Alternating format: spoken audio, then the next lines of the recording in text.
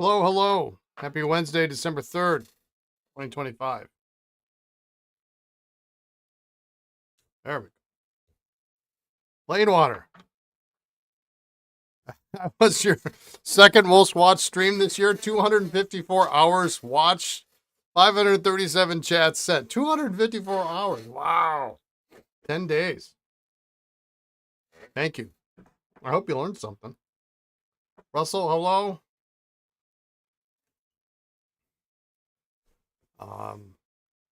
Wow.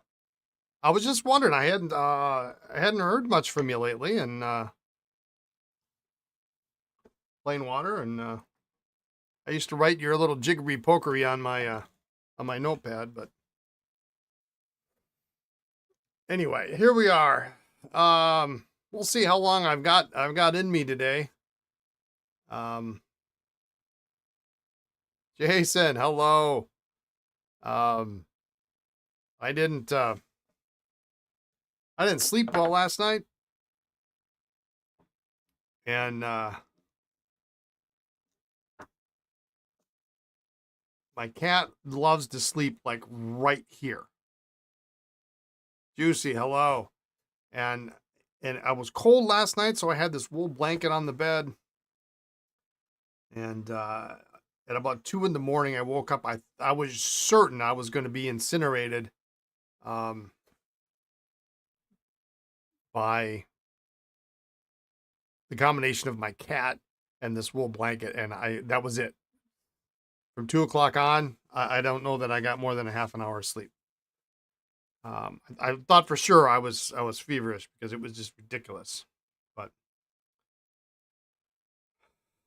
little Dayquil, and I guess I'm okay, but that's kind of wearing off, so we'll see. And then I had the world's most. I was your top watch stream this year. Wow. I wonder what you had something similar. Fell asleep with the cat on the recliner, couldn't get back to sleep. Yeah, I mean, I was literally like, we had the fan on, and I went downstairs and got a glass of cold lemonade. I couldn't do it, and then, 6 o'clock comes real quick. I thought I was going to die, but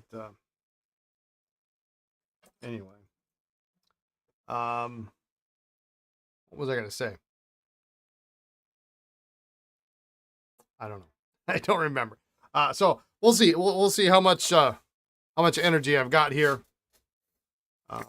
Oh yes, I had the world's most tedious task today. Lest any of you think that being on this side of the aisle, so to speak, is all roses and free pens and all that stuff. I spent at least an hour today, maybe more. I don't know, because I was just kind of like, at least an hour. And I'm not done. I'm not even half done putting pellets in vacuumatic diaphragms.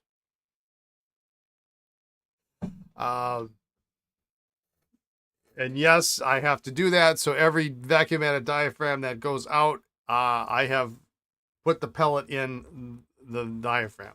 I get the diaphragms, I get the pellets separately, and then I have to put them in. And I just got a shipment in.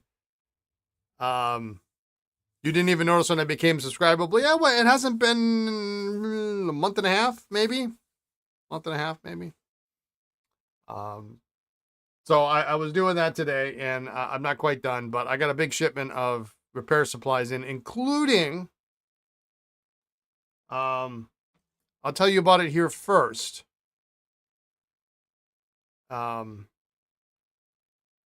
It's technically not up on the website yet because I actually don't even know what the cost is. I ordered these.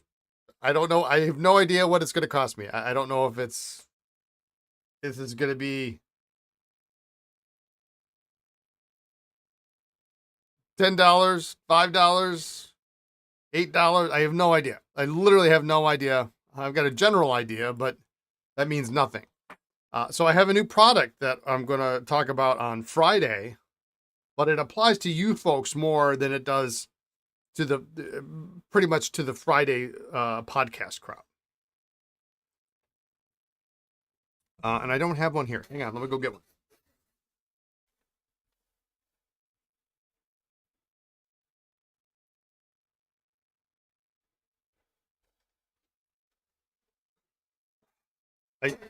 I know I've been here several months, but I still love being able to actually find stuff. So what am I talking about? So we have a new repair product that I think is much needed. Well, when you need it, you need it. It's one of those things, right? I've got it right here. We'll show it in the other camera. This here is a Sheaffer, a 54 millimeter Sheaffer J Bar that you would find in Sheaffer balances, because the barrel is tapered so much that putting a regular J Bar in is kind of funky and it's not super great. And this has the little notch in it to stop the lever at the perpendicular. And these are, as best I can tell from the ones I've pulled out of Sheaffer, these are a spot-on match. They look exactly like the real thing.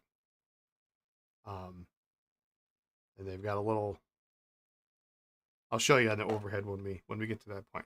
So those are going to be available very, very soon. As my vendor has this bad habit of sending me stuff, and then like I tell him, listen, as soon as you ship it, send me the invoice and I will pay you. Because it's like then it's, you know, he hounds me for payment. I'm like, well, dude, you gotta send me the invoice. How am I supposed to pay you if I don't know what I'm supposed to pay you? So as soon as I get the invoice to find out what these are, then I'll know what I need to charge to make my money back. So we have these in 54 millimeter size, which is the shorter size. Probably not gonna work for an oversized, but yeah, it won't work for, although it might. Probably won't work for an oversized, but we will have a 62 millimeter size, hopefully coming soon. And that's what you would use on like an oversized balance. You know, so and usually these are pretty good. They're a pain to get out. You have to really grab them from the back and pull them out. That's really what is determined to be the best method, as opposed to if you just grab it from the front like you can others, you'll end up bending this or breaking it because they're in there pretty tight. You have to kind of grab them from the back and then pull them out. And so that's the new thing. 54 millimeter Sheaffer J Bars. I suppose you could probably use them in other applications, but they're meant for Sheaffer. They're spot on copy of a Sheaffer. So to the best of my knowledge. I'm trying to unscrew my Sheaffer here, and it's giving me grief.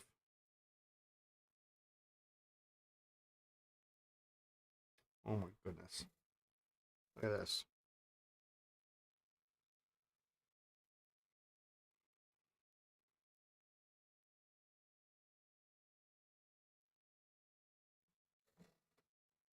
Well, I could probably do that later, but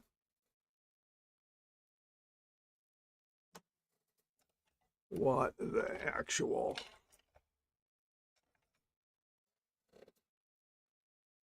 This is the gerbil, okay.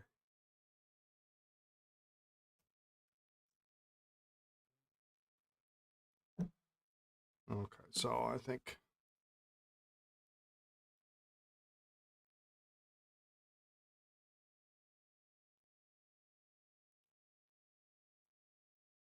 I'm going to shellac that up maybe today. All right. Plain water. Thank you for the subscribe. And thank you for that, because I've been wondering if that little announcement thing there is actually going to work, and apparently it does work. So thanks so much. And as a reminder, if you have Amazon Prime, they give you a free subscription every month. So take advantage of that. What's going on? There's a whole bunch of stuff going on YouTube. What do we got? Russell and Juicy are going back and forth. Who else is in there? Anybody else in there? Gabriel, hello.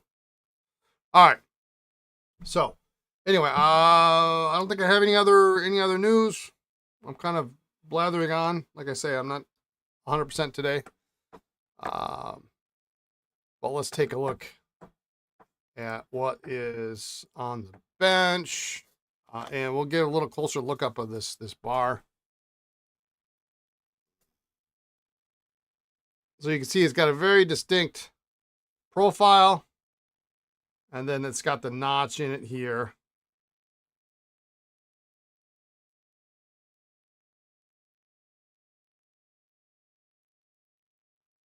You figured you deserved a first badge. Nice. You do. Absolutely. So that's what it is. So be on the lookout for these to come be very soon. I've actually got everything ready. I lost the power when I shaved off the mustache. Yeah, probably. I've got everything. Whoops. Flip that around there. I got everything ready. I just need to know what price it is.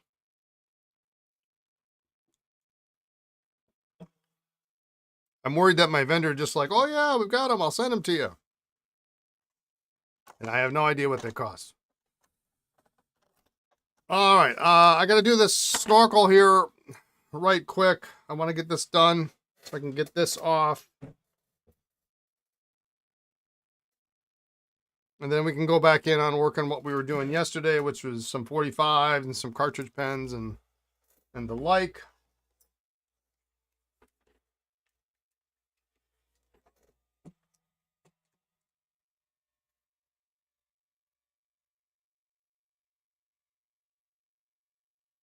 We had a storm yesterday and last night. Roads are clear and fine and ain't good. I'm terribly gun shy now. And this new car this rental car that we have is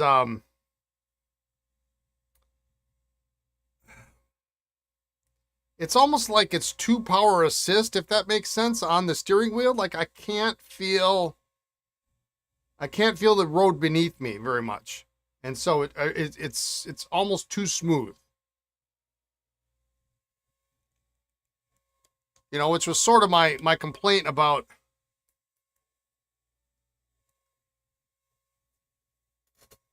moving from a carbon fiber, moving from a carbon fiber bike.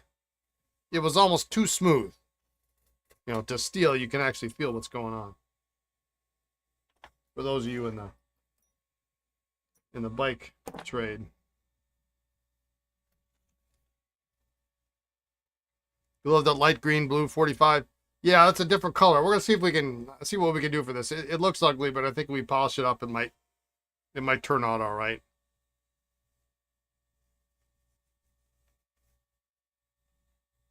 But I gotta get this snorkel back. I probably should have just done this earlier today, but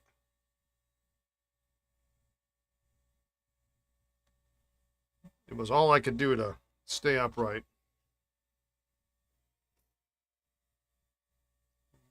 Short.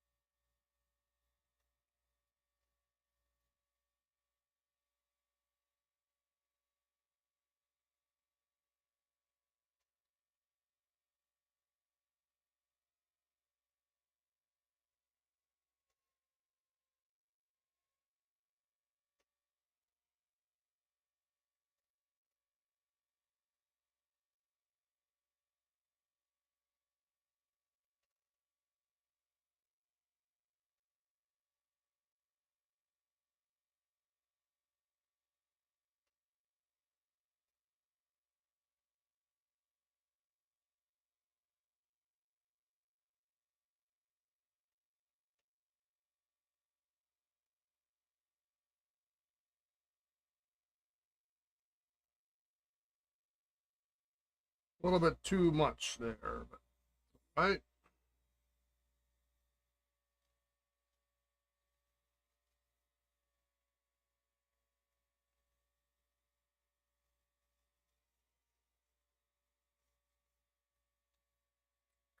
Got a new pen delivered today.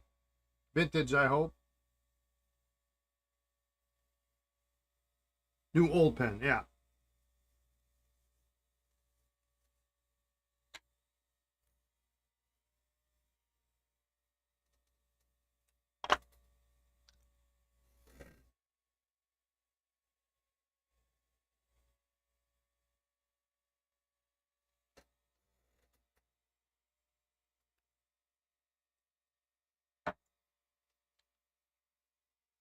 Well, don't keep us in suspense. A platinum shorthand pen. Okay.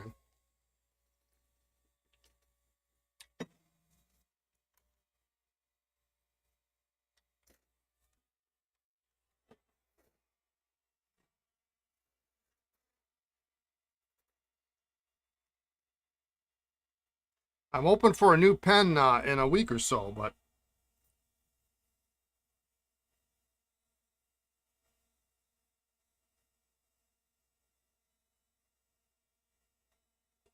I don't think it is shipped yet.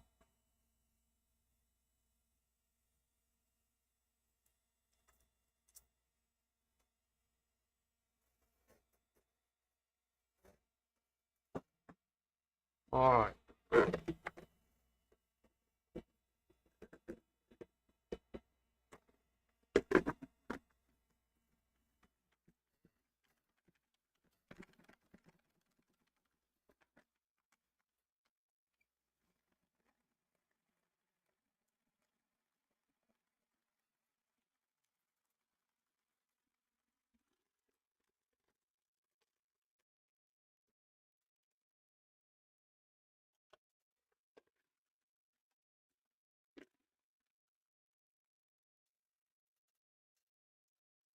All right.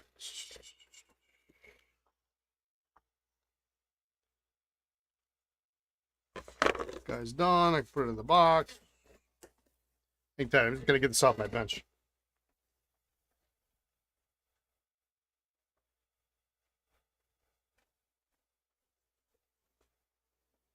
So I had a nice donation last week. When I got those pens that I brought on, so these pens here.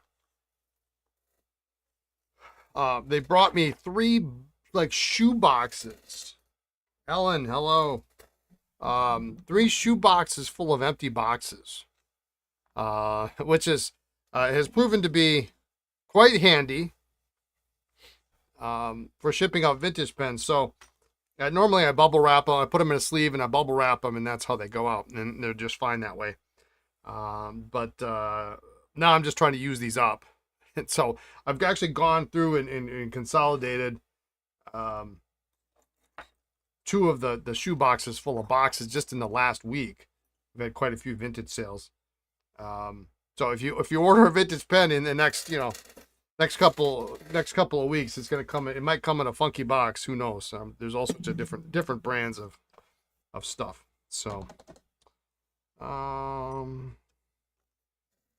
had to change out my water because this 145 is still leaking nasty red ink. Look at that.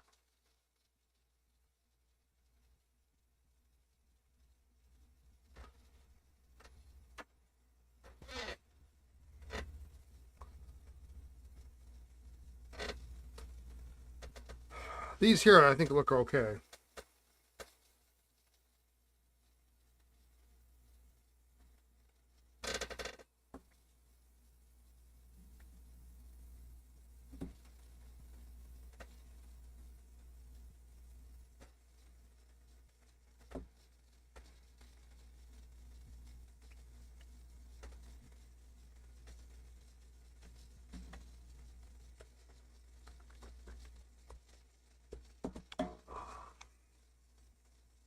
Does the correct box make a difference to the price of the pen? Honestly, not really. Not really. Unless it's an exceptionally rare box. And these are like generic. You know, these you could get the ones I have, like it's a Monteverdi box or it's a Cross box or whatever. It's a box to protect the pen and shipment, and that's all these really are. But you know, the Waterman Treasure Chest box is worth some money. But for the most part, you know, every Sheaffer snorkel comes in kind of the same box. Nobody cares. Really, nobody cares. I mean, it's for presentation. If it's the one you're going to have, that's cool. But I don't want them in a box. I don't need that. I don't need that thing. It's not worth any money. If it was unique to that particular model, then it might, you know. Sailor had a pen called the Deluxe Rocket that came in a special box, and the box was cool. So, I mean, you kind of want the box for it. That was back in the 60s. I think it was 60s. But does it add a huge premium? Not really. Not really. If we're talking like super early pieces, maybe, but then again, super early pieces only had little small cardboard boxes.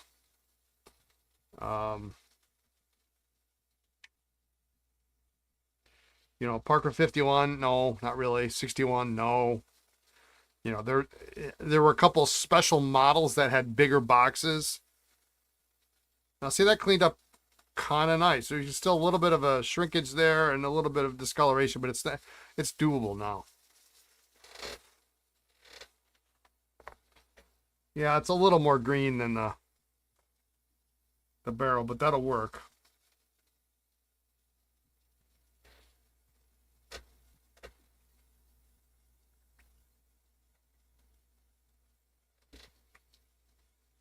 But for the most part, yeah, no, it doesn't really make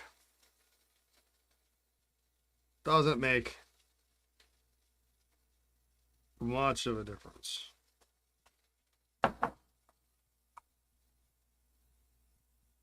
Because I like to keep my pens all together.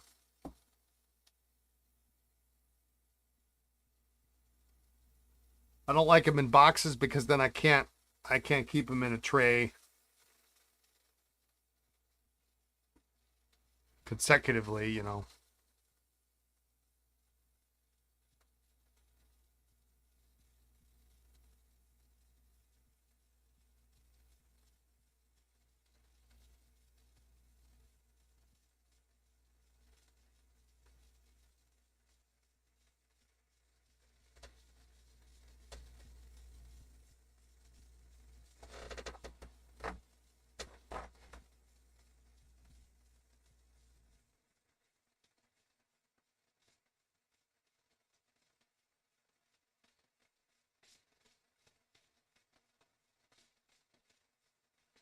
And for the most part, a lot of the early pieces, the boxes are pretty bland.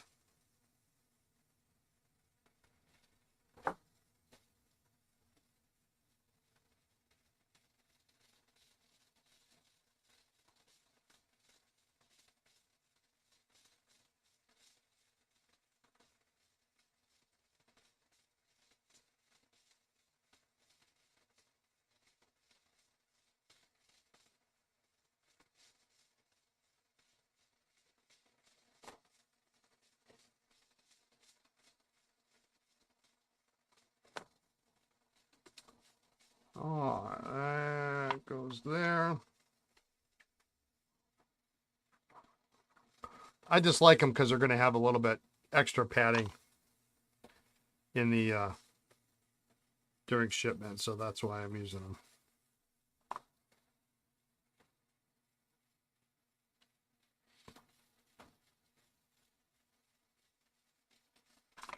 All right, we'll get to those in a little bit. How bad is that water? That water's not too bad.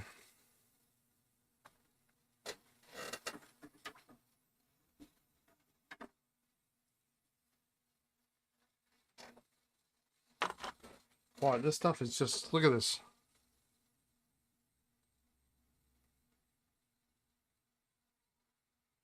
It's like this toxic sludge.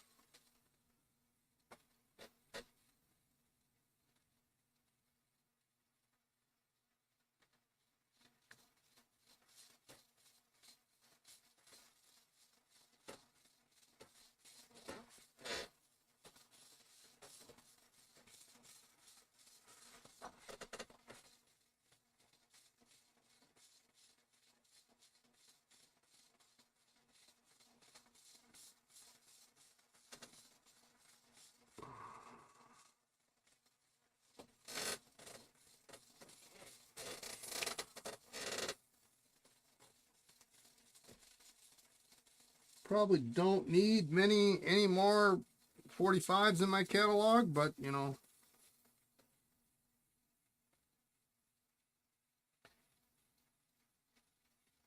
These were the right price.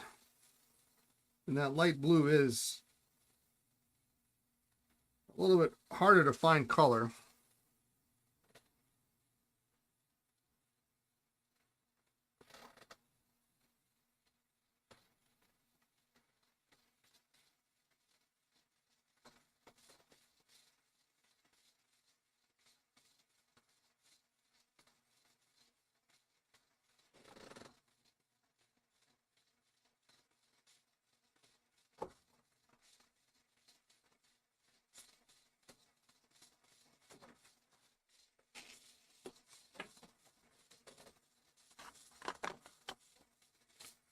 Okay.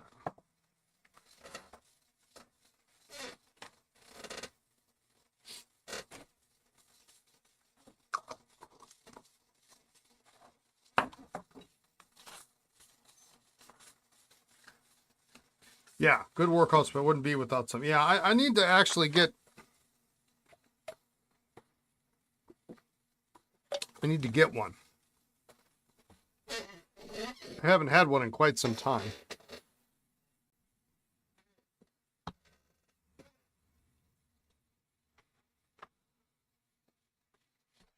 I had a stub, but it was really not the greatest stub.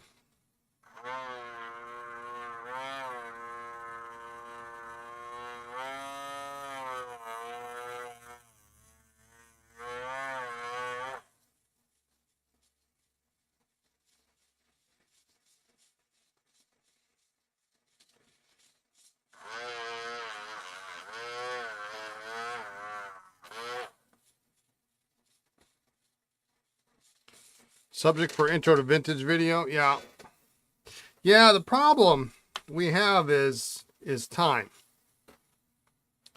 I would love to do more videos. But I mean, I used to have, at one point I had two photographers and video editors or two photographers and editors and a videographer and a creative lead. So I had a 4-person team, and all three of the editors could shoot. So if I needed something shot, I could get it done right quick. But then I could have my video guy do all the video stuff and walk away, and that was great. Except, and my daughter does a great job, but, you know, jack of all trades. She got a lot of stuff. I mean, there's only 40 hours in the work week. So, and what we're coming across now is we have to do a lot of reshooting of stuff that in the past we already had done, right? I have to do swab cards for every ink that comes in. I can't just, you know, I mean, those were done before. I counted this morning. We have 136 different colors of ink available in samples.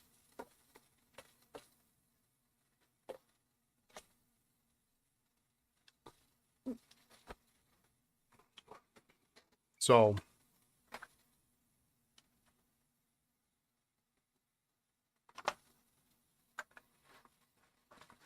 it's just, I think it's going to be a while until we get a little bit caught up. And, you know, and then I've got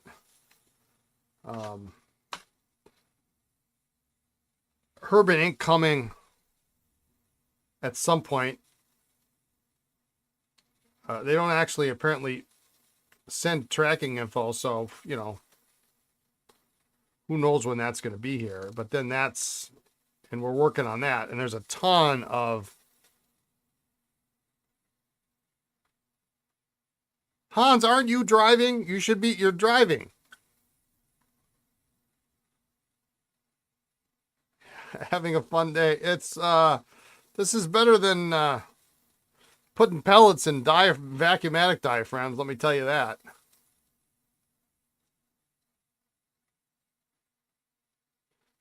That stuff I should really take home and do it at home. But AI, oh, you stopped to stretch your legs. Okay, good. AI assisted solution allow you to reuse old images. Yeah, the problem is you know me, I'm just being overly cautious.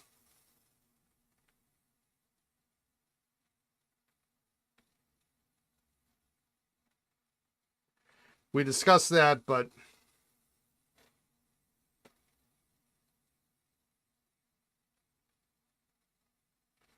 I don't need anybody getting trigger happy.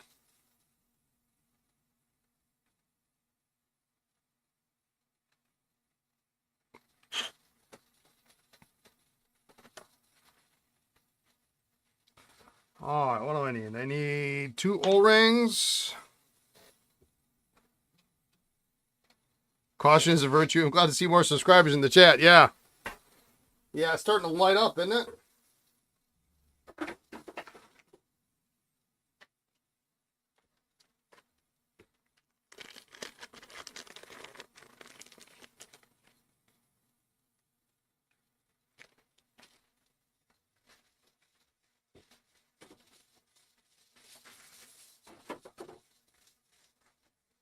Get a bad experience with the Irwin, separated and it turned into jelly in the pen and the bottle.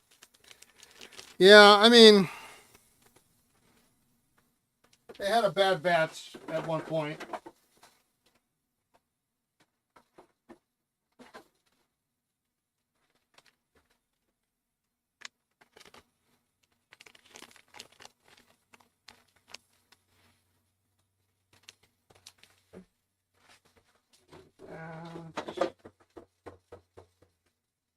All right, we'll do those first, so we'll get the sacks up later.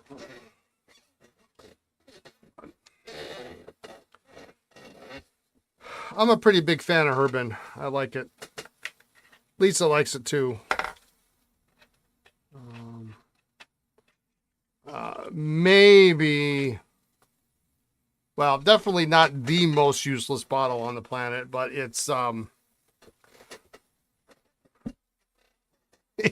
it's in the top 10 most useless bottles made today. The basic line, yeah, the basic line.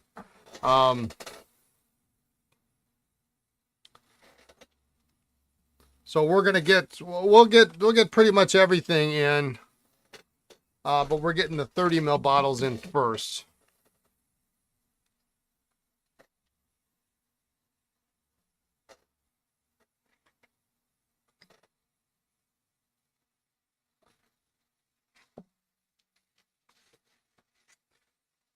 Problem is I've had this, I've been saving some money aside for this deal that's supposed to go down, and it hasn't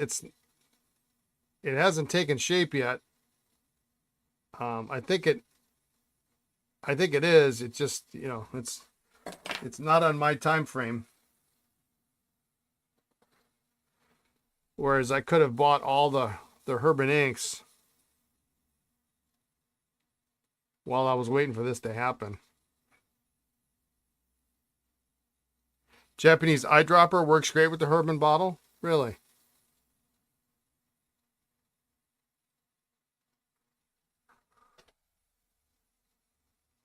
How so?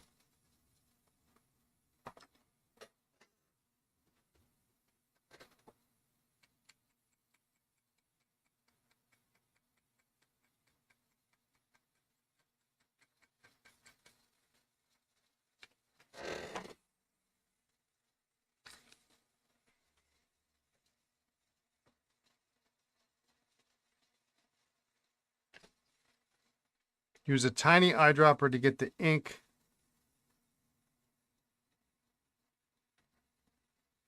out of the narrow neck. Huh. Well, couldn't the same thing be said for any bottle of ink?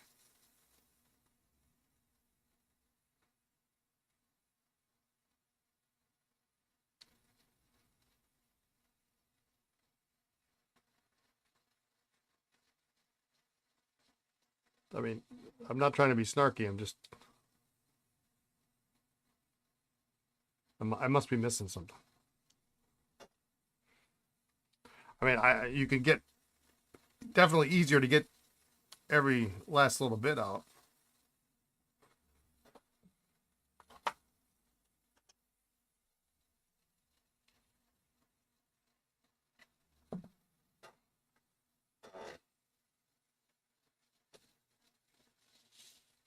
Why, sir? Detect a sarcastic Brit on Twitch.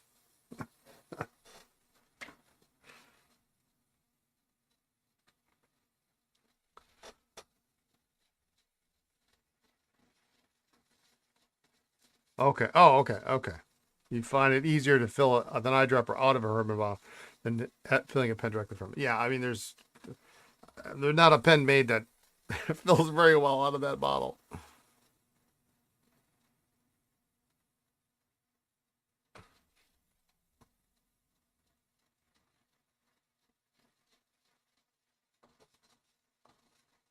Okay. Okay.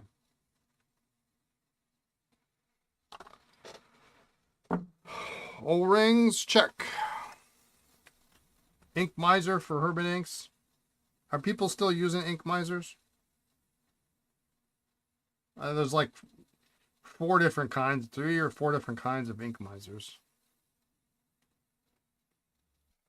Did I put this in yesterday?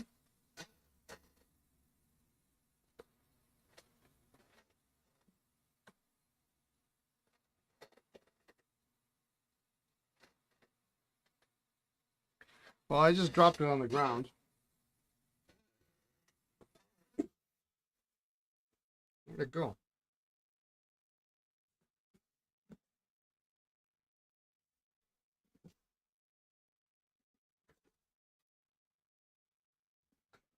Well, I guess it's neither here nor there. If I put the point holder gasket in there yesterday, it's gone now.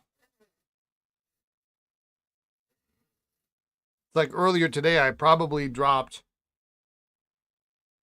5 pellets. You stole it. I probably dropped 5 pellets on the floor. Thank goodness they always send me more than I need.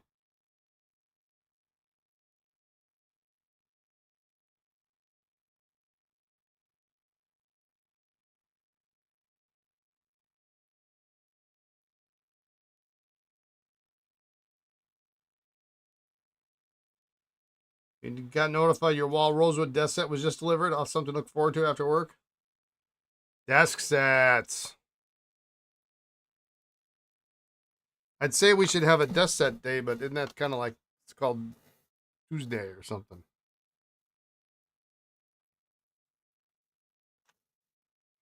Okay.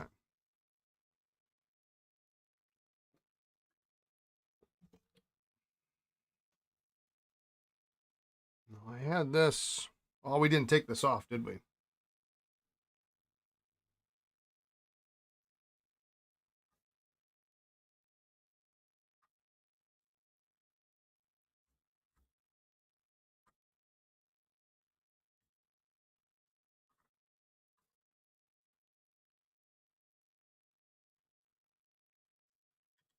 All right, well, we're going to take that off. Every day is desk set day.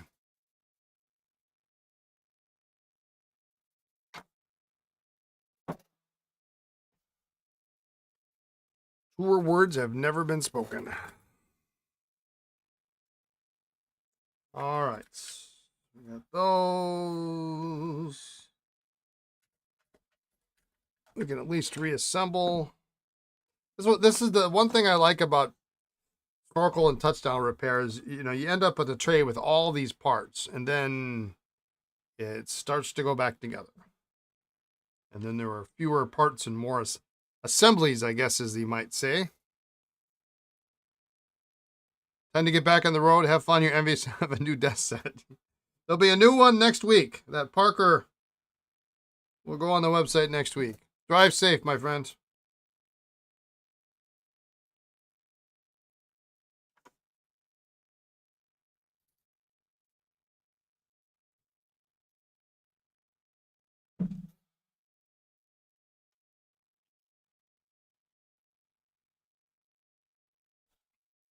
Yeah, I'm gonna have to hunt around. I'm kind of out of desk sets. I'm not really out of desk sets, but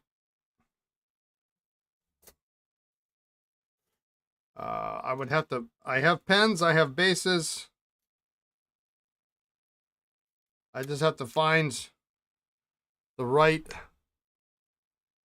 bases for the pens that I have. And I think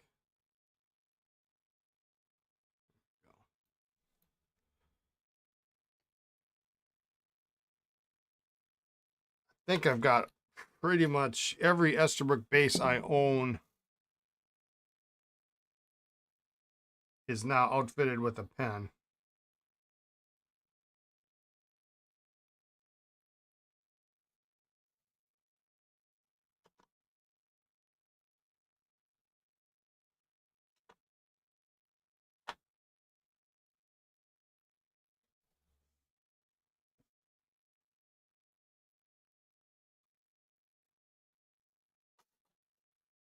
That's good.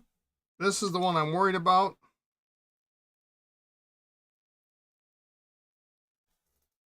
Caleb, hello. How are you doing? What is going on today?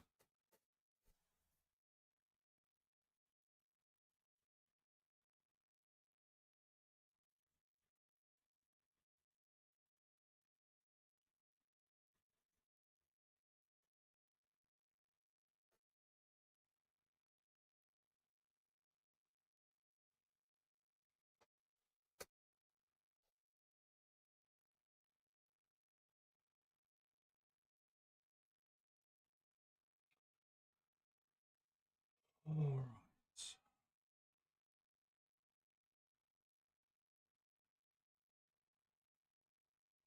It should be okay. It seemed like it wasn't moving so slick because there was a hard O-ring in there.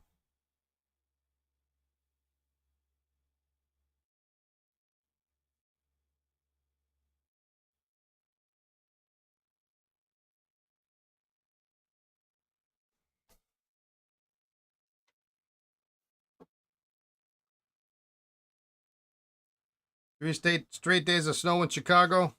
You're already going stir crazy? Yeah, I hear ya. I still have not heard a peep out of the dealership as to how much damage my car is in.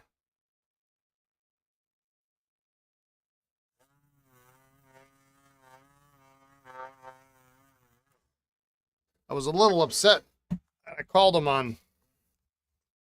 Monday. Well, they texted Lisa, and then so I called them and I said, well, who's your service advisor? And I said, well, I got a text from Jose, and they said, well, if he sent you a text, just text him back because it'll be easier for us to get him there than it will be to find him and have him reply and check his voicemail. And I'm like, really?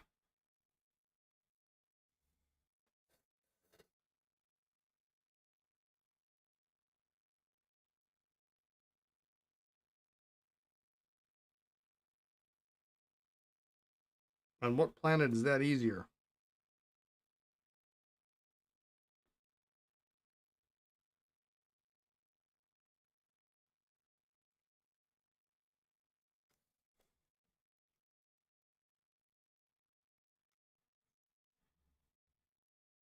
But I did manage to see my insurance agent today. He came in to pick up some Lamy refills and a pen back from Lamy service, so that kind of worked out. Oh, this doesn't want to screw in.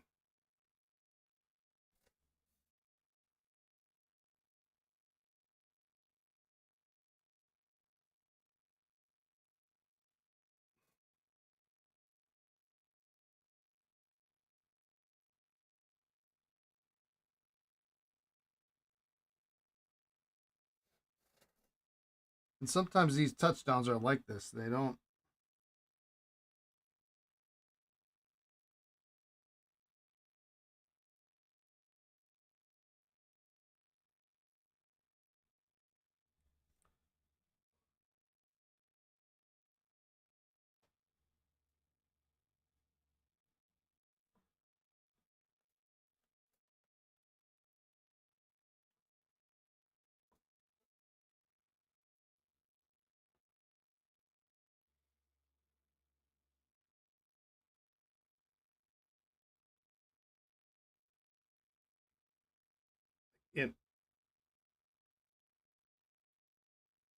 They're so well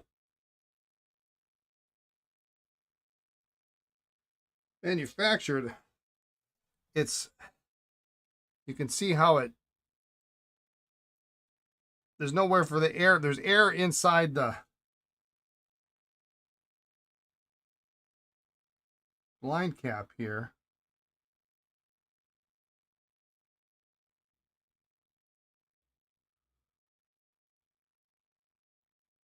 I'm going to do it that way.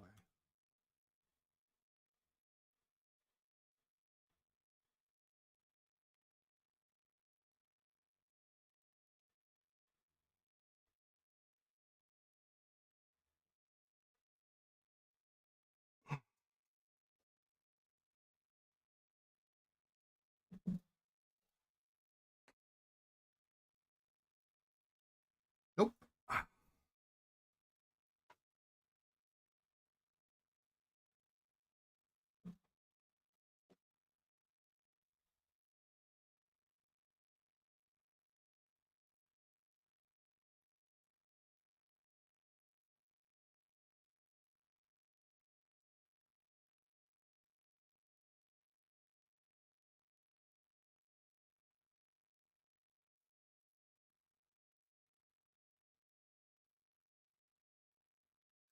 Should not be this hard.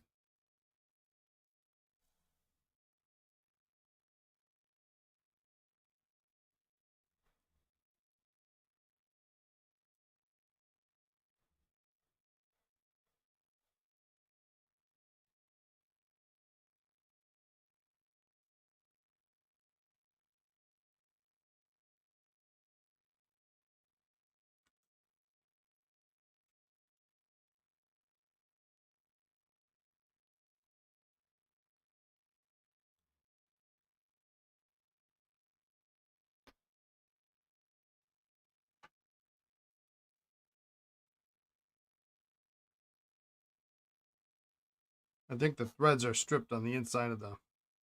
This guy may be a lost cause.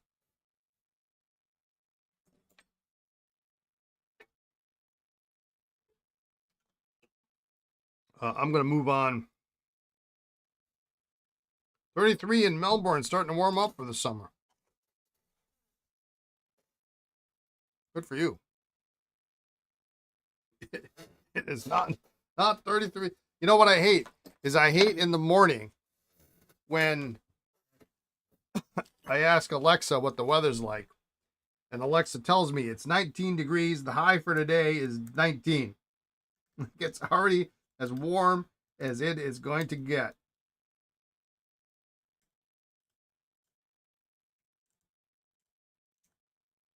I'm probably going to end up binning this whole pen, but I'm going to take off this old sack so it doesn't make a mess inside the pen. Or gotta drop, gotta work. All right, have fun.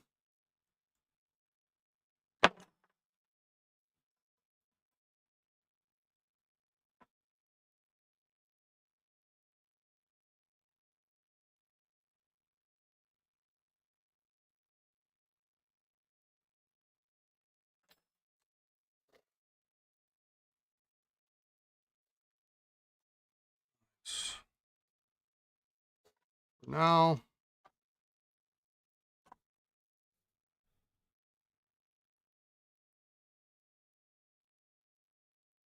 Sunny and 65 in Huntington Beach.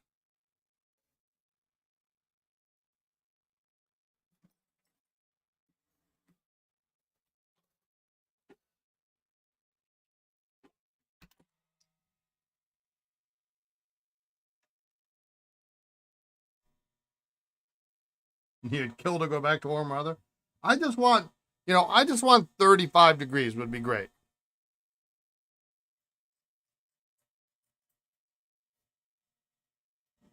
I'm just gun shy now of driving a car in the winter. I've only done it like, most of my life, but now I don't. We'll try this clear one today.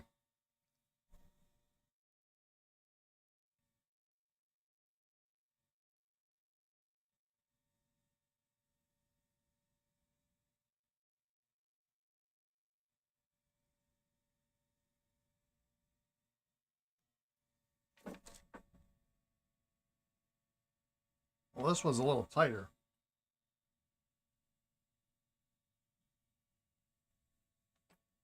There we go.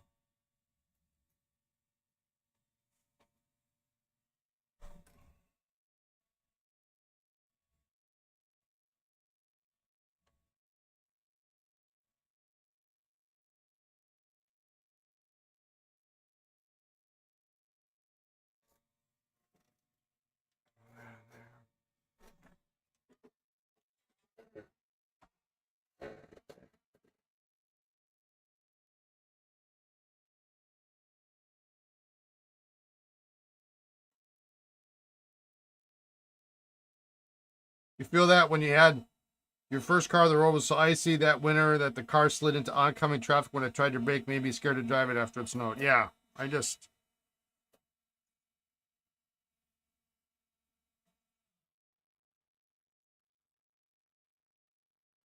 I'll be fine. I just don't like the way the rental car drives.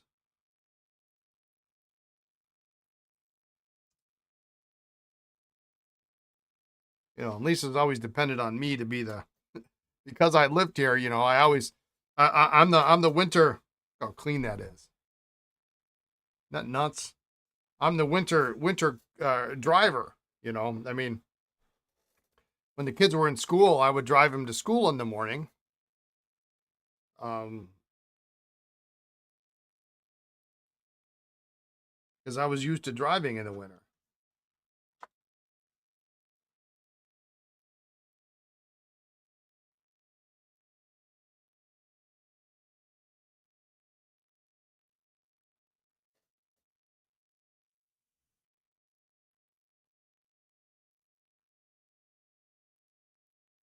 Hmm.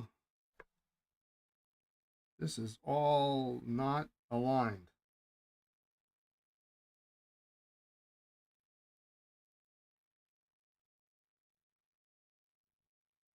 Hmm.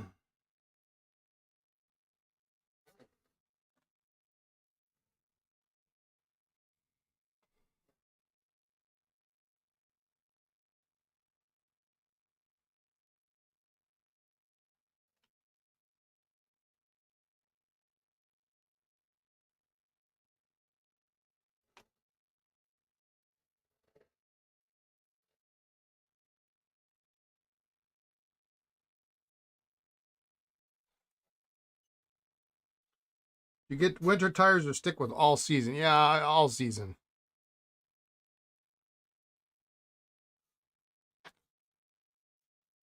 I guess there are people of a certain age. I remember, my dad doing that. I don't remember if it was both cars or just his car. But yeah, they would, he would change out the tires to. Oops, I guess I stained my thing there. Change the tires out in the winter.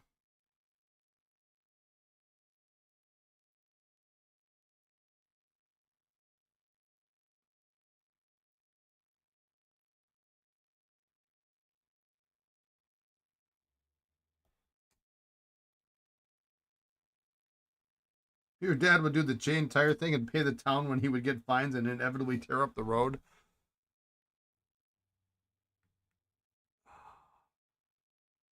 Yeah, we never did chains, but my dad would have the winter tires, and that's what he would. All right, let's see what we got.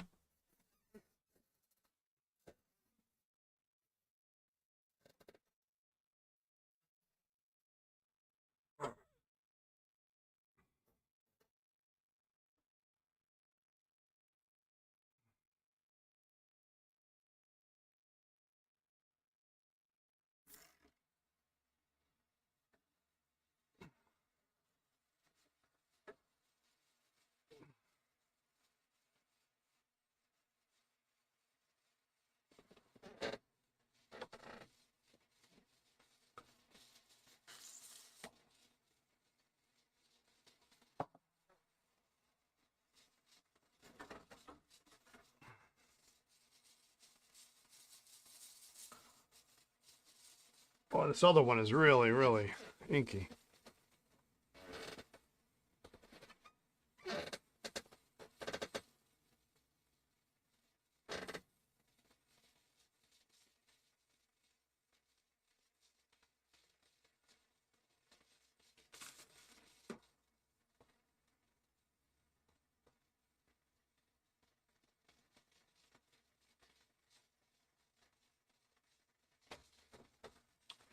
Believe it or not, I think I got an original box for one of these guys.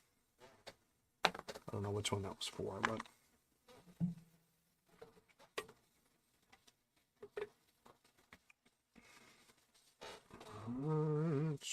that looks better.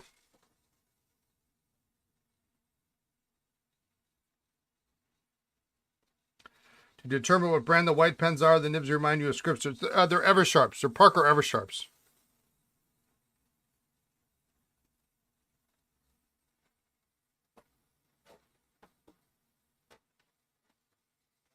They've got the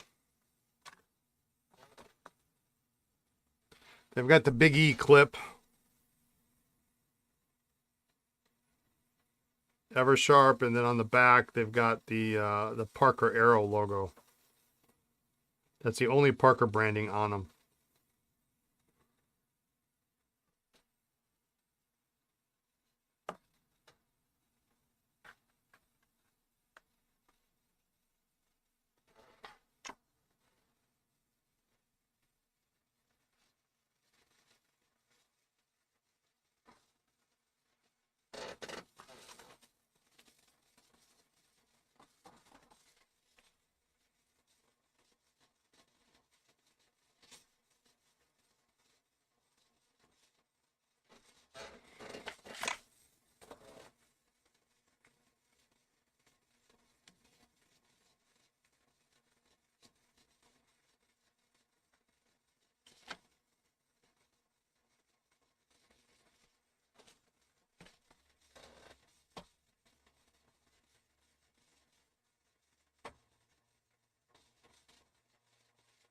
I think a lot of people would like to forget about that era of Eversharp. Too much? Too much? Too soon?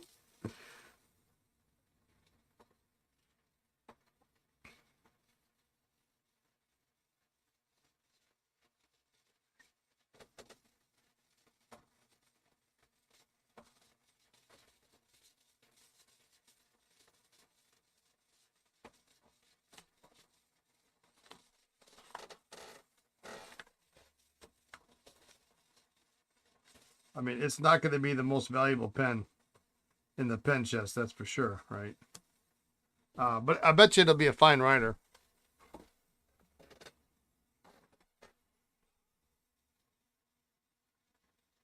And not just because the nib says fine on it.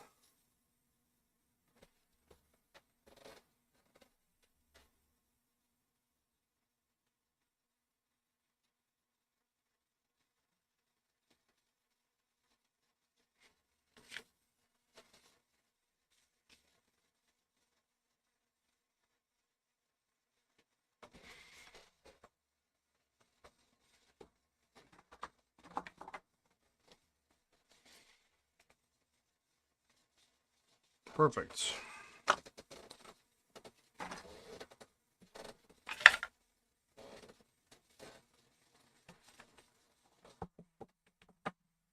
Size 14. That's what we need there. I think these are all cartridge converters, aren't they?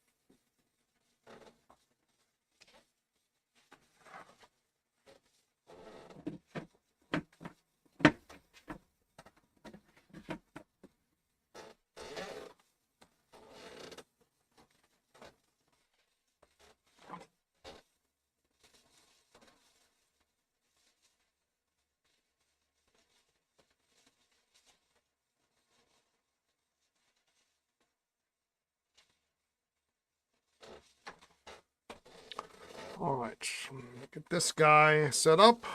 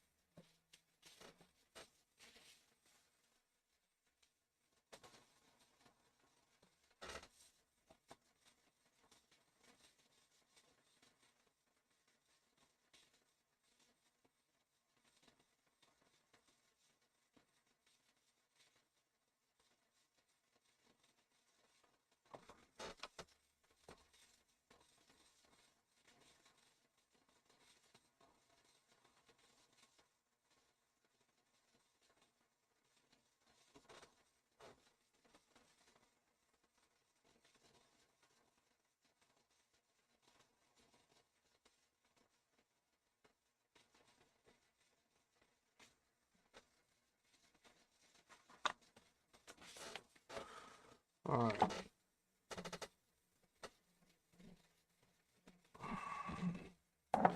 That's good to go.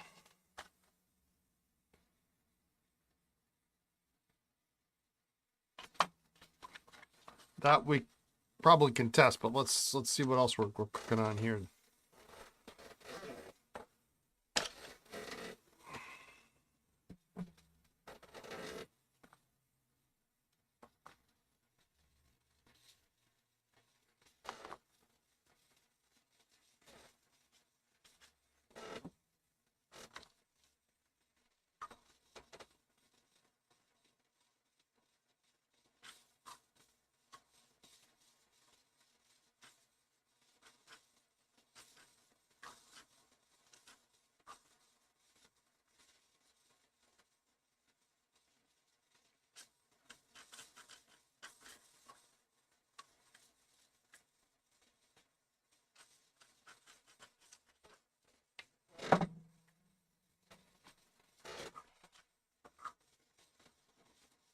I let this 21 soak with some water in it, and it's really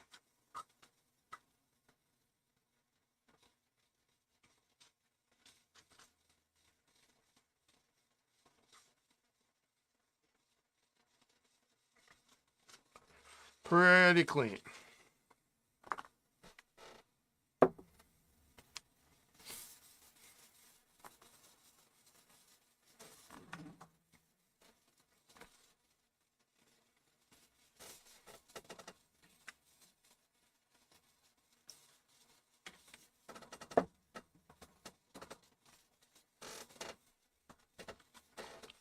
I'm going to clean out some of these guys here.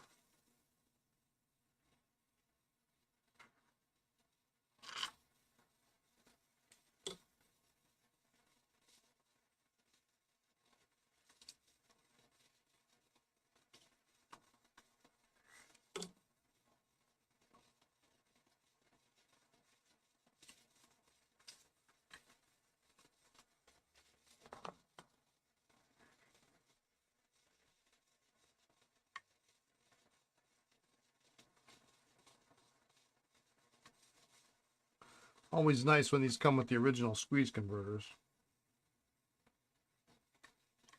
Boy, that's nasty ink in there. Holy cow.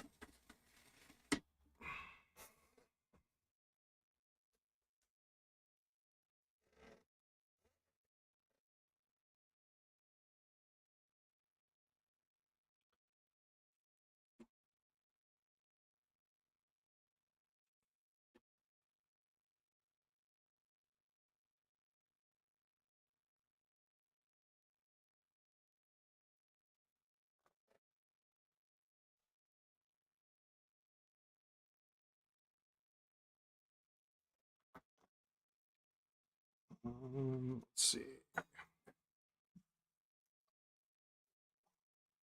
It's a shame that these barrels aren't all the same. You'd think that maybe they would have just maintained that consistency, but clearly they didn't.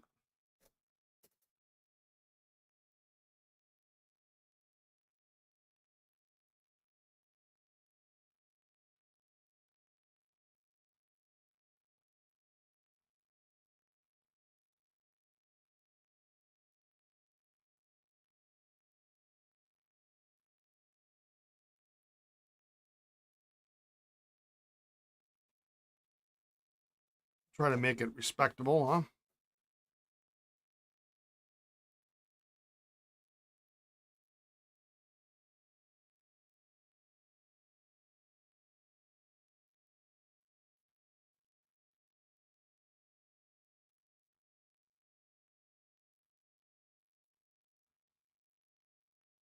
Better.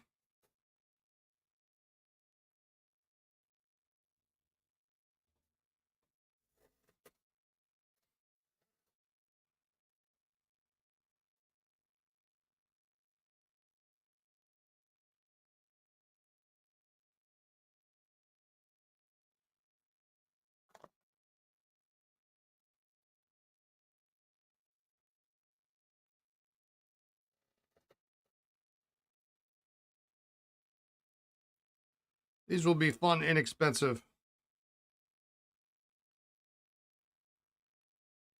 pieces, especially with all the turmoil going on Reddit these days about Platinum raising their prices and Pilot raising their prices and Sailor raising their prices. And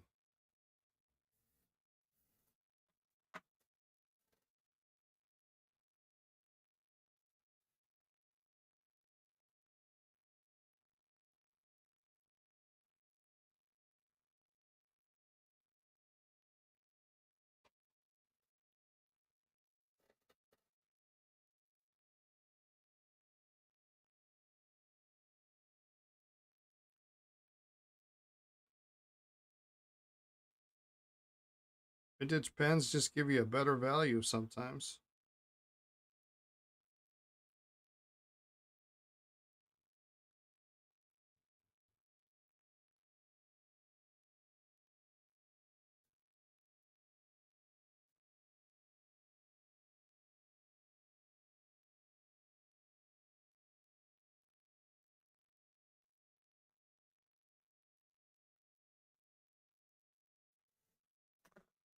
Clean up that grip section.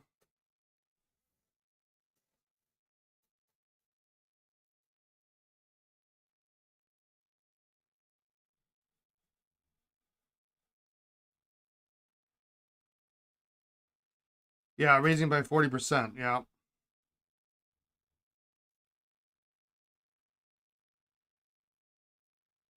Yeah, it's going to price it out of the market for a lot of people.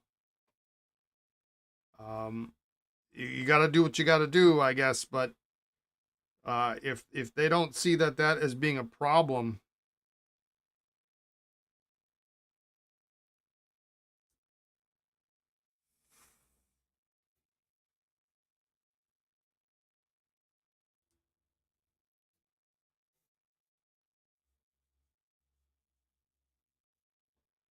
I don't know what to say.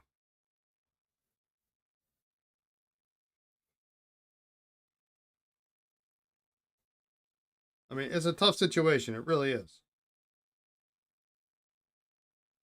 And for all the people that are yammering on about how I just love the undereducated that are talking about how much money is made on fountain pens. I mean, yeah, the manufacturer's making the bulk of it, but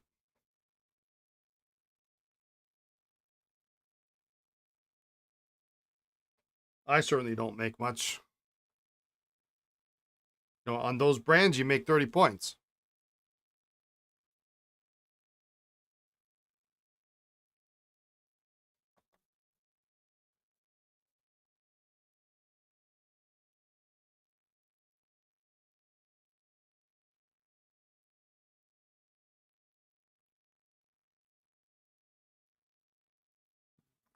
Better.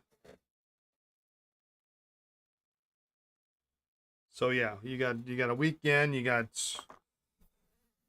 tariffs aren't really that's not their issue.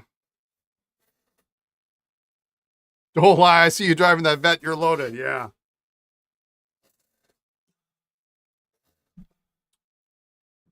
Loaded. I got gas in it, so I mean, at least I've got $60 worth, $60 in the tank.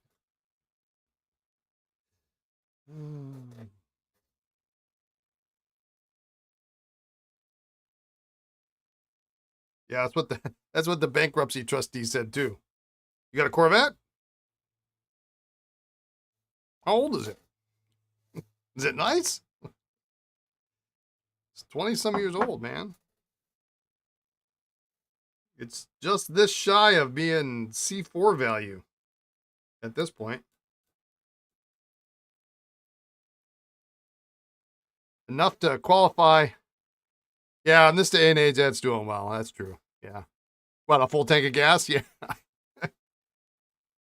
um, it's enough that I still qualify for the Corvette tax. If you know, you know, right?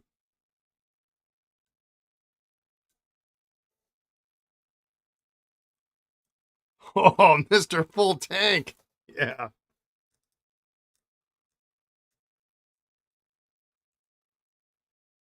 Yeah, yeah, I know. I know. I'm fortunate.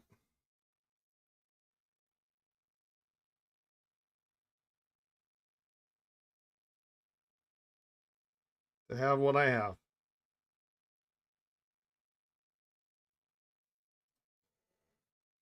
Mr. Full Tank. Oh, it's funny. It's funny.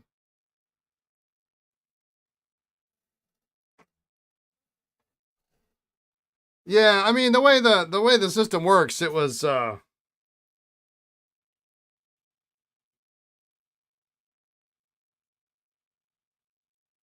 you get an allowance per car, and it's not much. I mean, I don't know what kind of car.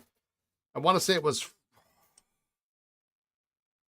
4,200 per car per person. I don't know what kind of car you can get for $4,200. It's not, you know. I mean, it's a functional car, I guess, for 4,200. But then, you're allowed an exemption for personal possessions. You know, your kitchen table and your pots and pans and your clothes and your dishes and you know, a TV and your laptop and whatever. And if you don't fill that exemption, then you can apply any extra to the price of your vehicle. So that's why you get, you know, folks who have, um, you know, replace Corvette with pickup truck. You know, you got a big pickup truck or something that you use for work or whatnot, and then those things are not cheap, right? Yeah, I did get a place to store it. Unfortunately, it's not super close to the house, so it's on the other end of town, which I realize is kind of a joke for anybody who lives in a real big city. Um, but it's a solid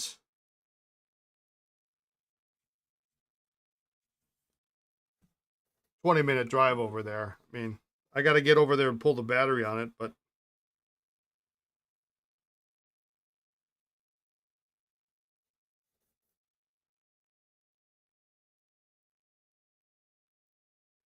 over here the government just announced an extra tax on electric vehicles after incentive to buy. People are annoyed. Yeah, you can buy it, but we're going to tax you on it now.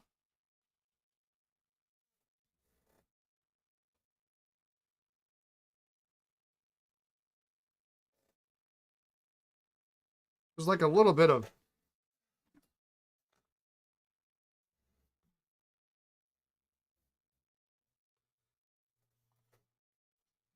That's why I like these plastic trays. You can just kind of clean them up.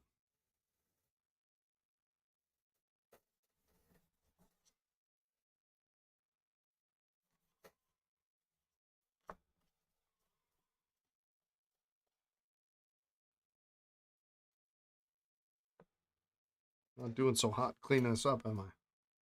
It's just smearing.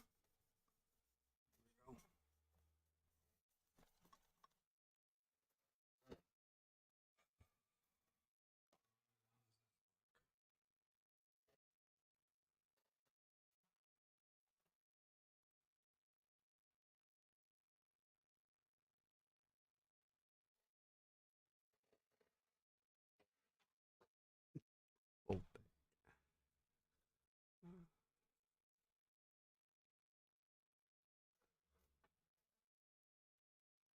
actually, I got a thing of gas additive I got set aside to throw in it yet.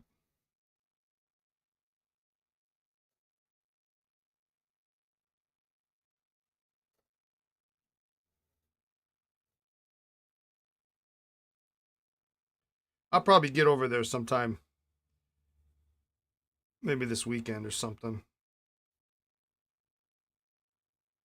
It does happen to be very close to the Total Wine store that's in town, so there is a necessary side trip involved.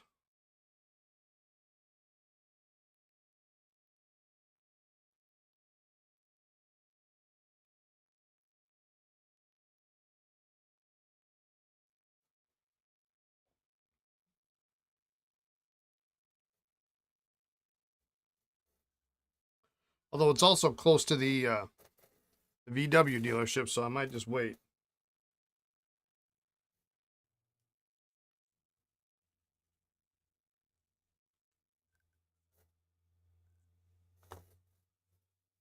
Just do it all in one day.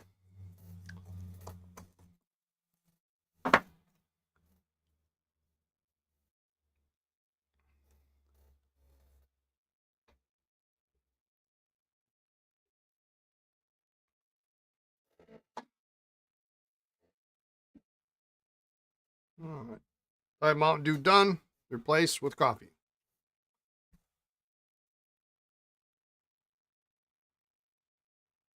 Better lean than the video you saw today. The father walks into the house and there is black paint on the couch, table, floor, and a young son standing on a chair at the sink washing the paint off.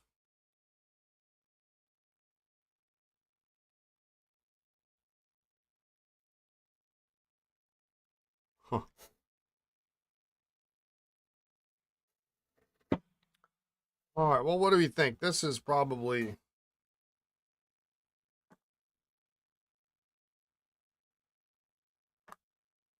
Oh, and so this top part here actually serves as the inner cap. You can see how clean it is. Okay. So those are going to be good to go. Let's check these caps.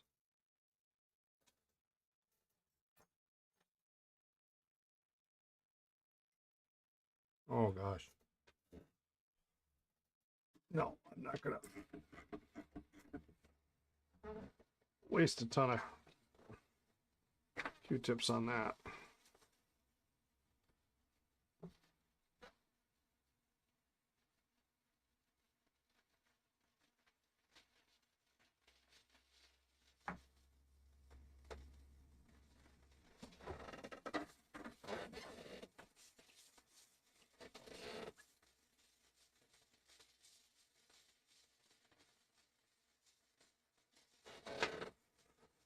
All right. Do the Parker Eversharp pens take Parker cartridges and converters, or they have their own proprietary system? They do take Parker cartridges, and one of these converters actually fit in there quite nicely. The other one didn't for some reason, but yeah, one of them came to me with the Parker cartridge in it. So what I am going to do is I'm going to try them with the standard piston converter, and that will tell me for sure. That should fit. But sometimes these, they get a little bit hard to put in things.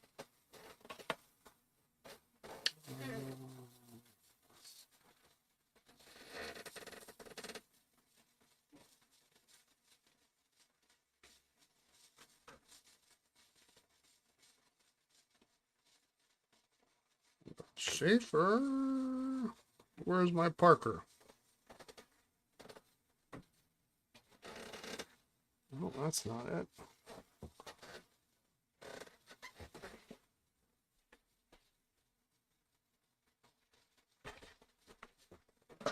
I got more converters than I know what to do around here.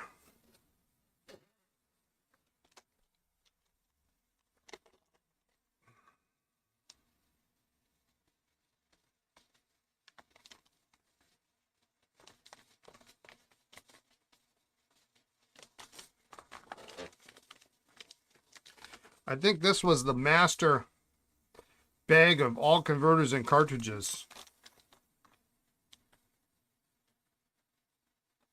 We've got a Con 50, a Con 20, a Sailor, a Sheaffer push button, Sailor cartridge. There's a Parker Aerometric. Oh, that's a Con B and a Con 20 in there. Two Con 50s, a couple Sailors, Con 40.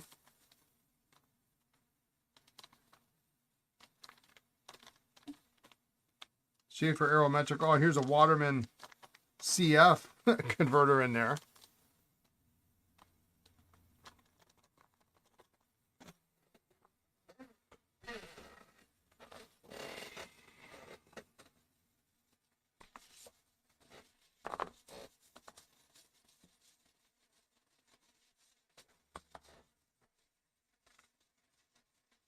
Yeah, so that fits nicely. Oh, did that just break? My converter just broke.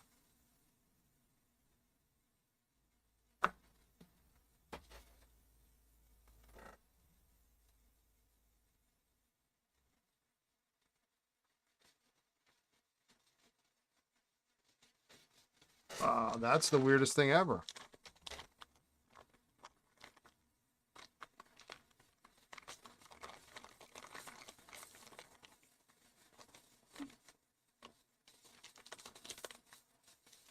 It probably was already broken. There's no way putting that on broke it.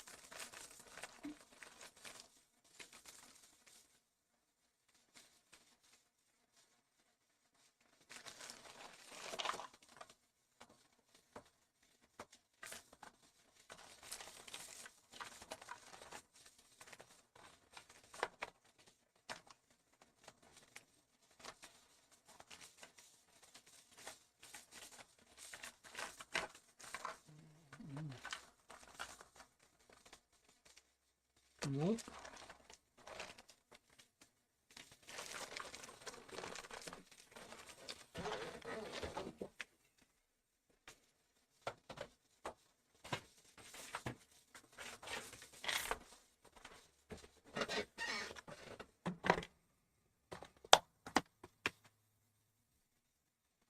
Got these silly little Parker slide converters.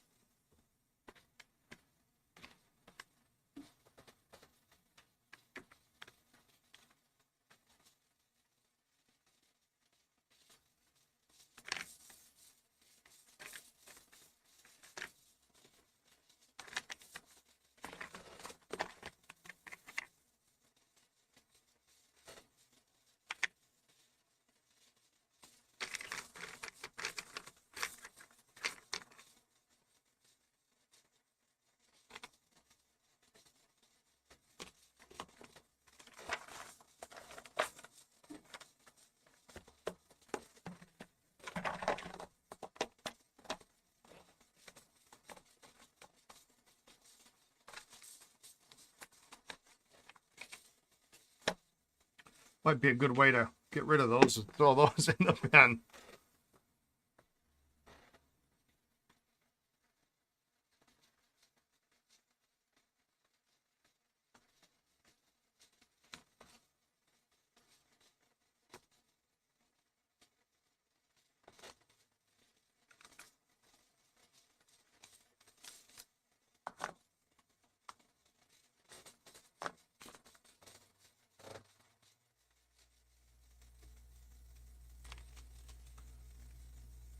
Except they don't fit very well. That fits just fine.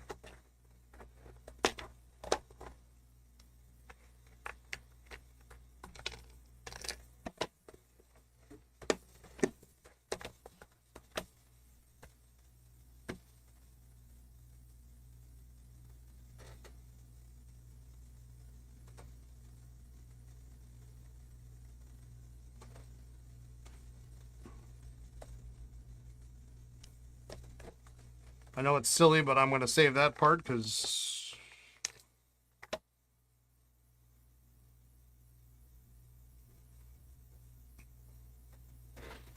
it's broken. I wonder if I can get this out.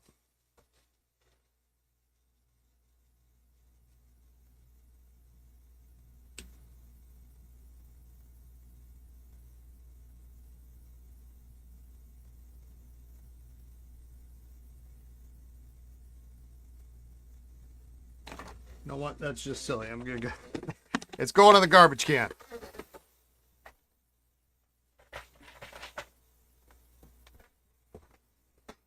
You like those push-pull converters? I mean, they're effective. They really are effective. I just don't think they're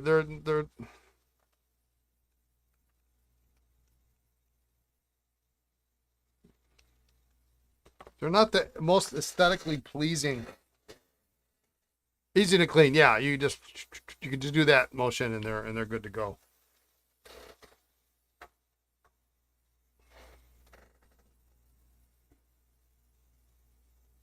I get you. I get you. That's not going to work, is it? But I can fill the pen with that. Is this one empty?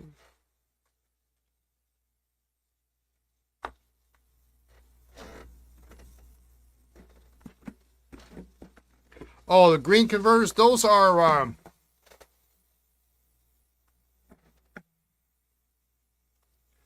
old Monteverdi converters. We heard it here first, and Brian actually tossed something away. I know. I was like, you know, if I could get that broken part out, I could keep the knob and that little metal ring. And then I'm thinking, well, I got 15 more back here, and I could just go to the shelf over here and pull new ones out. And I mean, but you never know with Parker. The rattling spring sucks, though. Yeah.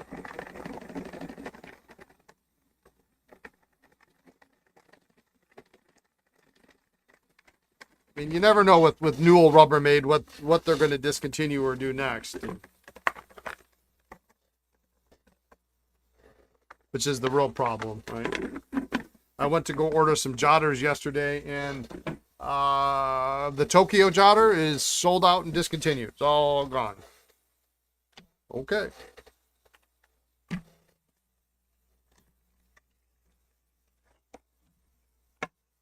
If you say so. But they got some cool new jotters that I don't have that I will be getting. And there's one I'm pretty stoked about. I didn't know it has to be new. If you're familiar with the Jotter XL, which is supposedly they say it's 8% larger. I don't know where they get that number because it's massive. It's the way the Jotter ought to be for today's society, but they made it in a nice blue. Nice dark blue.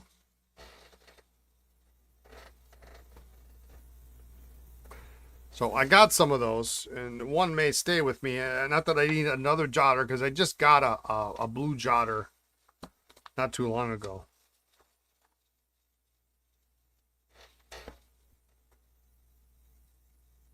So we'll see. Oh, actually, you know what? I'm going to spin these out too, because these are...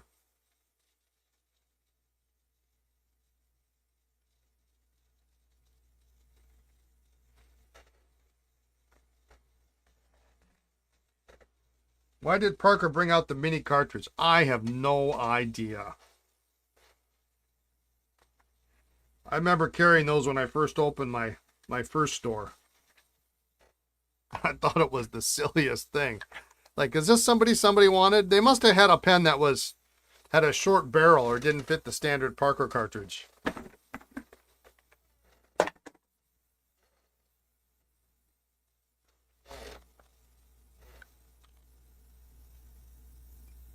You have one in black and stainless. What, an XL? Yeah, there's a blue, like a dark matte blue. It looks great.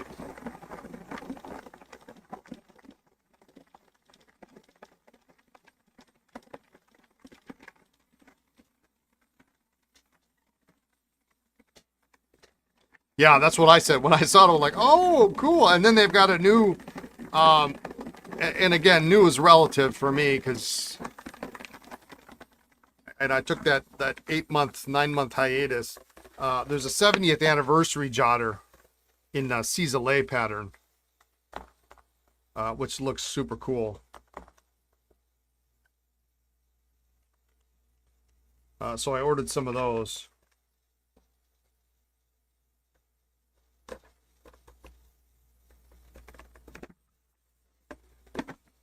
And the way my distributor is, I'll probably have that stuff by the end of the week. Oh, well, that's why. There's a nub here that's missing. You can convert 61s to take those little minis.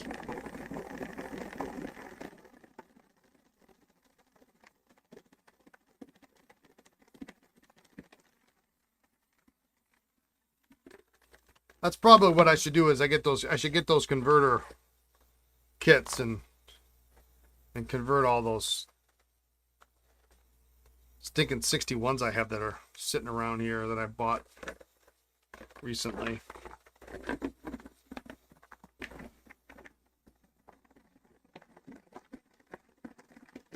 Just trying to get the water out so I don't pollute my ink too much.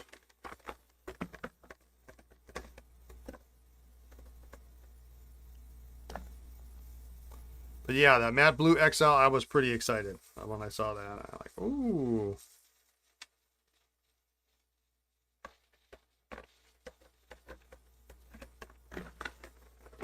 I put a gel refill in my... Parker actually made an economy refill I didn't know about.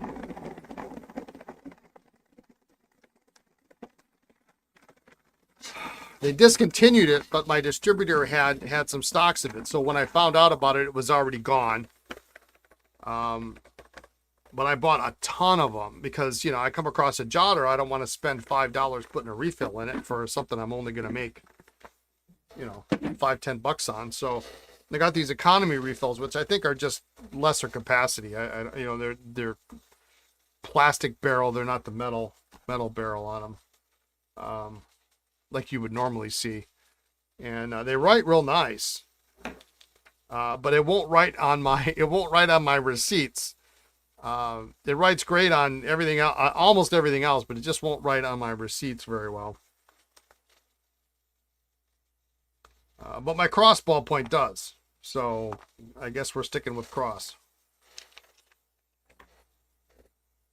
And I'm waiting for my cross refills to run out so I can put a broad refill in there, because the broad refill is the bomb. It's really...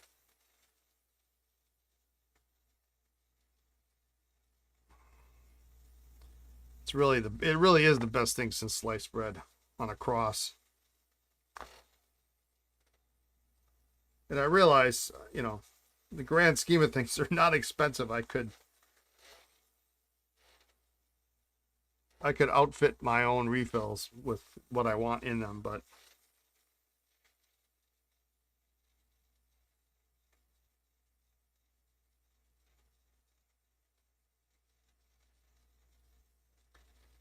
just a little bit of blue ink on this face of the nib. So, you know, I used to be this is going to sound funny, and I'm opening myself up for all sorts of jokes in the next 30 seconds, but I used to be a huge fountain pen snob. Wouldn't use anything, you know, but a fountain pen. You know, if I couldn't use a fountain pen for it, well, then it just didn't need to be used, right? So, I use ballpoints every day now. Almost more so than fountain pens. They're just more convenient for what I need to use them for.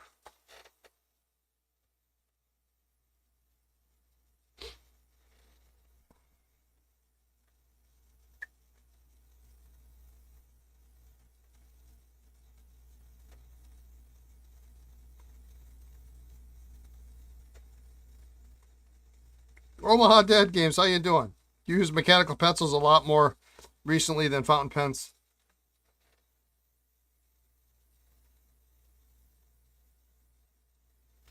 I have one nice... I've probably told this story before. I don't know why I'm starting over here. Normally I start from the left. Apparently today I'm doing right to left. I don't know why. I gave my grandfather liked to do crossword puzzles. And so one year for Christmas, I gave him one of those Retro 51 crossword pencils. And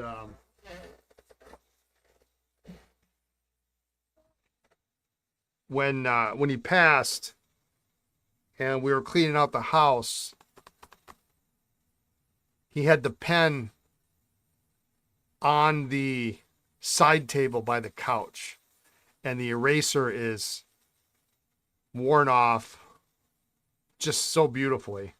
So that's really, I mean, I have pencils, but that's pretty much the pencil. If I carry something somewhere and I'm going to use a pencil, that's the pencil that I have. And I think he even had the tube. He kept the tube for it too. So I got that. That's just kind of a special little deal. Use mostly ballpoints and gels now for day-to-day and work. Yeah.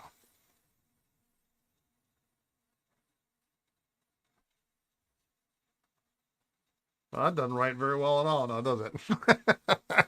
All that buildup. What happened there?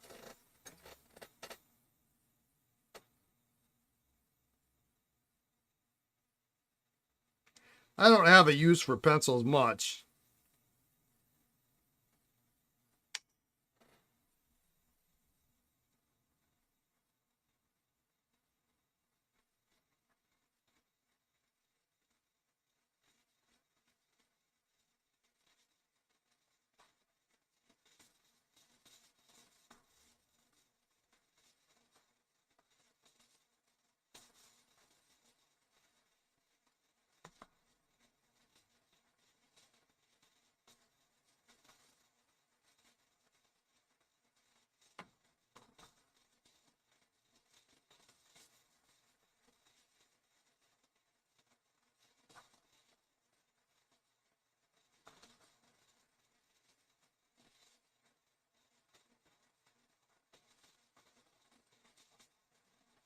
kind of a dry writer.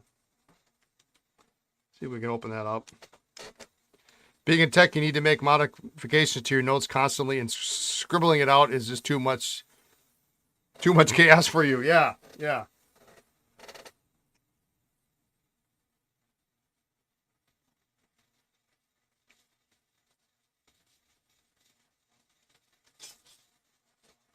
I get that.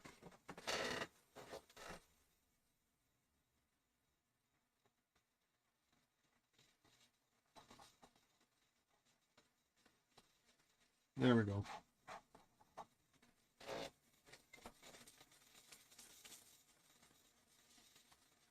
Well, then, you know what I should do? You're gonna kill me. You're gonna kill me. We're gonna finish this. I hope you have time. I hope you can hang out here for a few minutes. This won't take too long to go through these. But I didn't show you guys the consignment lot that I just got. When did it come? Monday. I think it came on Monday. And this is a ridiculous lot. It's the cool thing about it is for certain folks in Omaha, this might be of interest to you.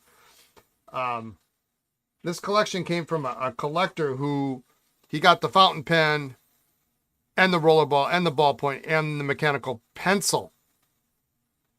He bought the sets, and so there's a bunch of pencils.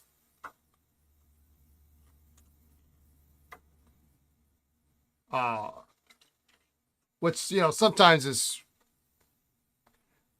I'm not too jazzed about usually because they're harder to sell, but you don't see them very often, you know,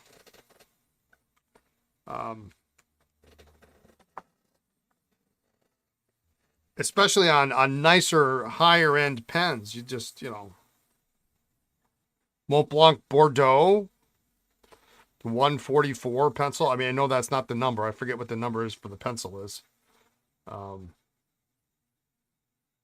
You assume they're lost leaders of fodder compared to the rest. Yeah.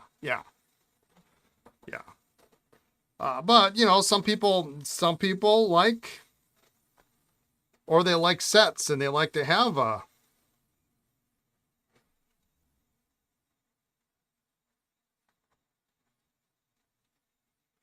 pencil. Now that's a wet medium. Holy moly.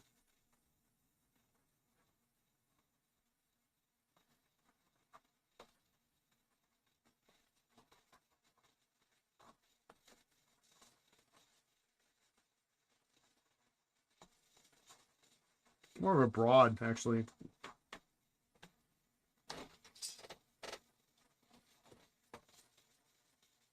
Yeah, I'll bring them out here in just a minute. Let's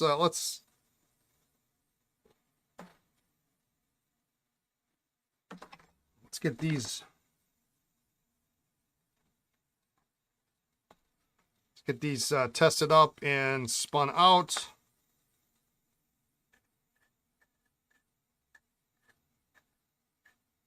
I was hoping to get working on the consignment because I've got a batch. I have a batch ahead of this collection that I don't think I've showed off, that I'm about a third to halfway done pricing out.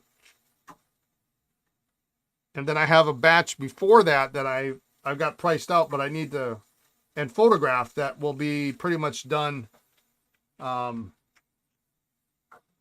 be showing those off on Friday.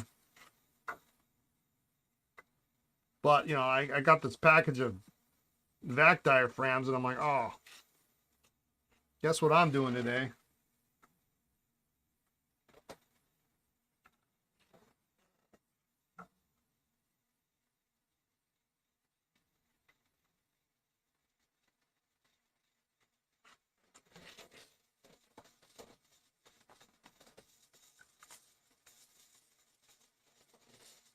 I mean, the smart companies are the companies that put they use the same barrel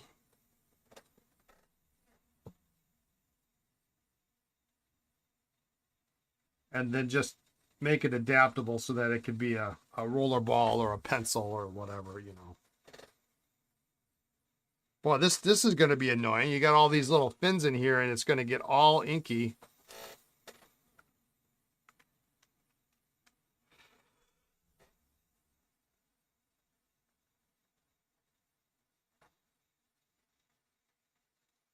I don't know what we call this pen.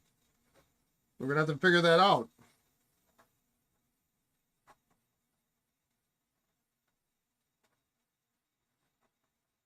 And it actually just says fine on the nib.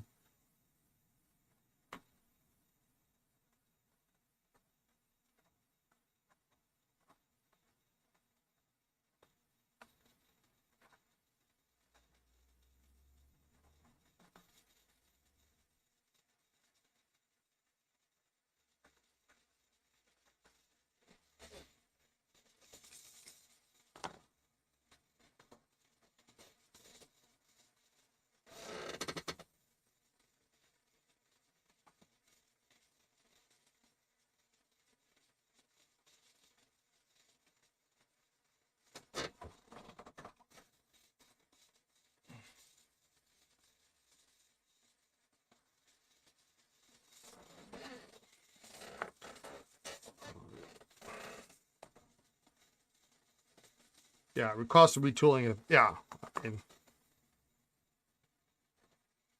Yeah, so this is probably not a great idea on Eversharp's part, Parker's part.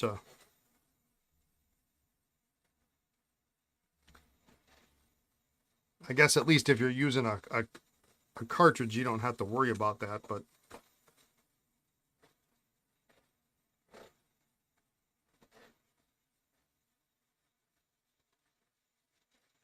like I said, ink all over me now. Holy cow.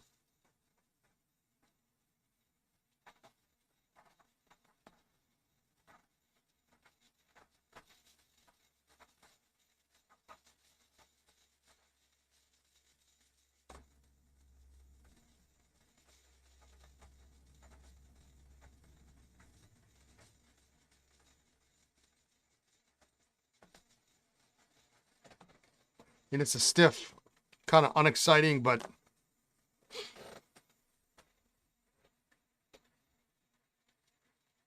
it'll do the job.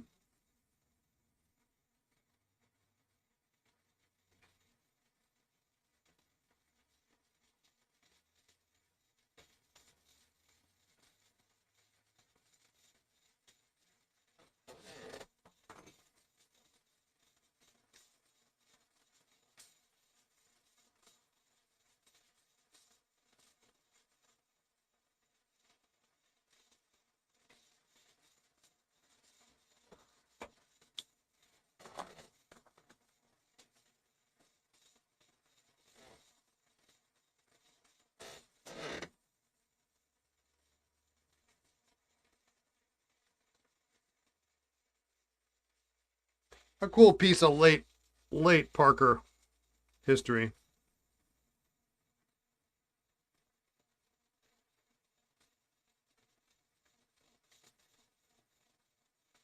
One thing's for sure, they will be inexpensive.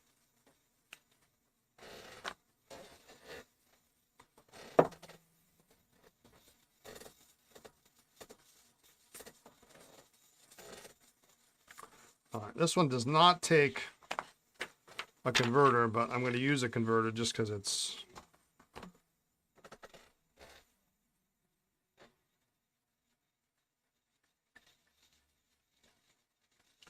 easier than filling up a cartridge. Yeah, there's actually a couple of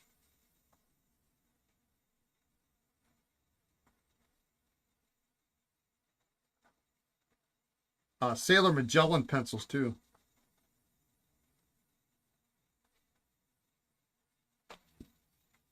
Yeah, in fact, this is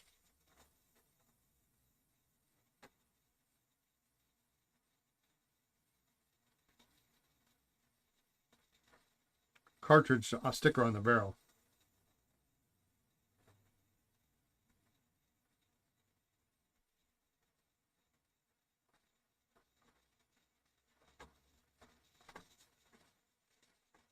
Real nice.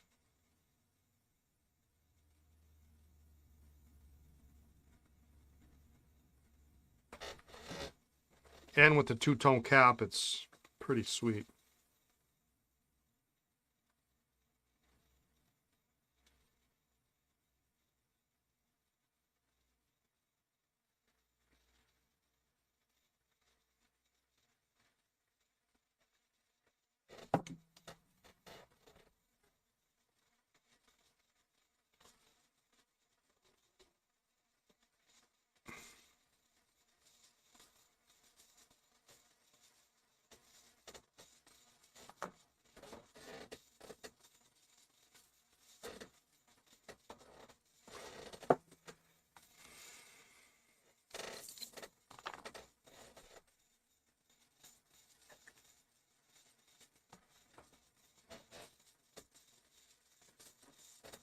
Marker 21.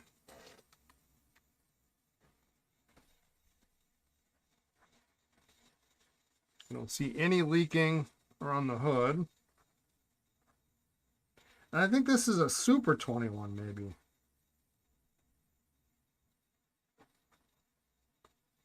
Kind of a teal. Because it's got that later 45 style clip.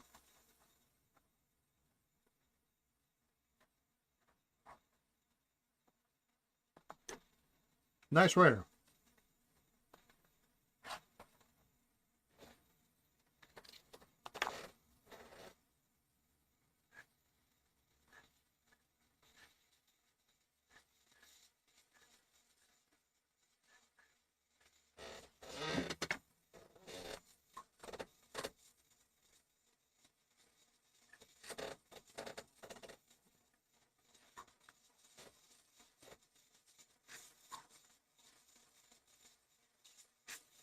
I think I could just pour this whole thing of water here in the bottle. Would probably be okay now. Pretty sludgy.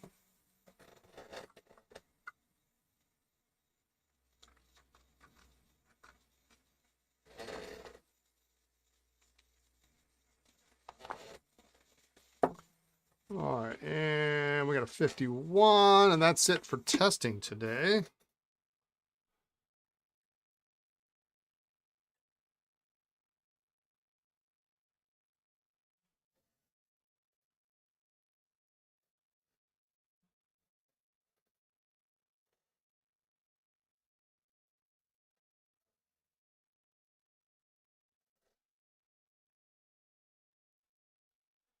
And this is a 51 special.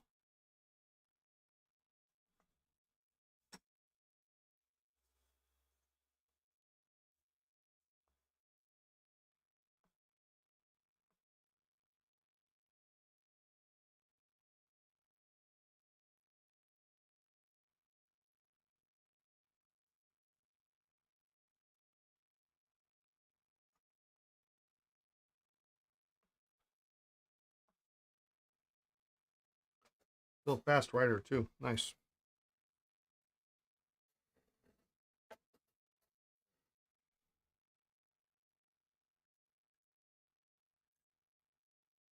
All right, so we'll spin these out. We got caps in the ultrasonic.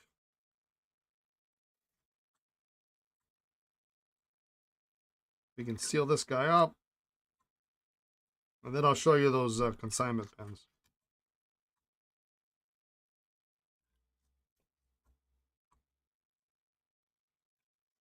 And there's some different stuff in there. This is really a fun lot. I really.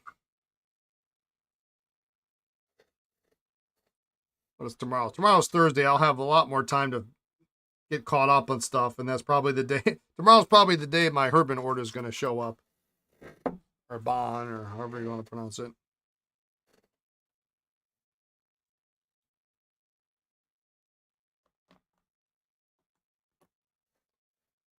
So that's kind of how that rolls.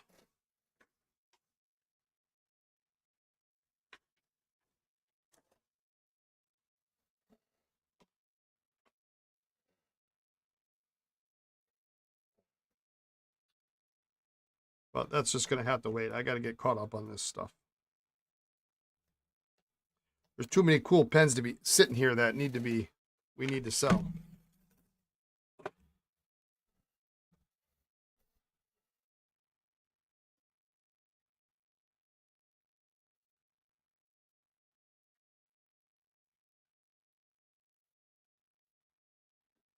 Especially considering I got more pens coming.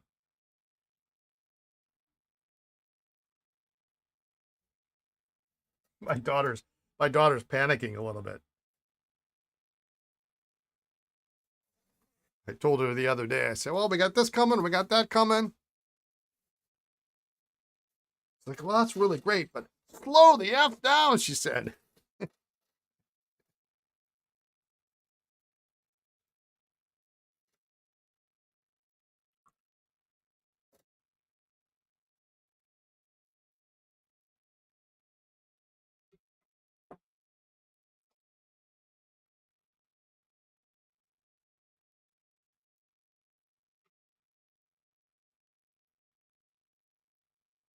All right, those actually cleaned up real nice.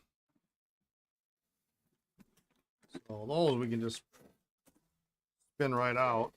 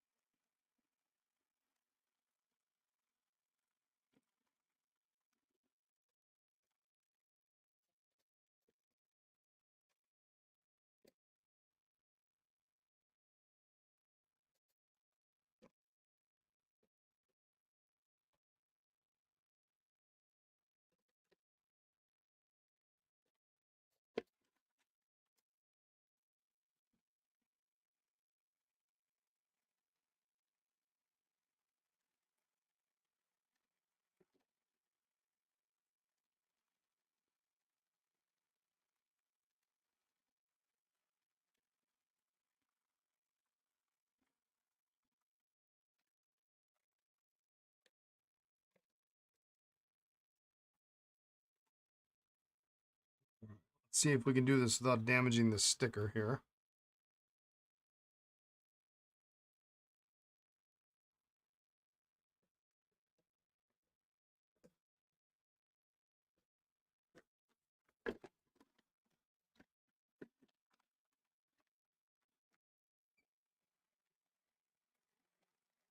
Time to clean the spinster here.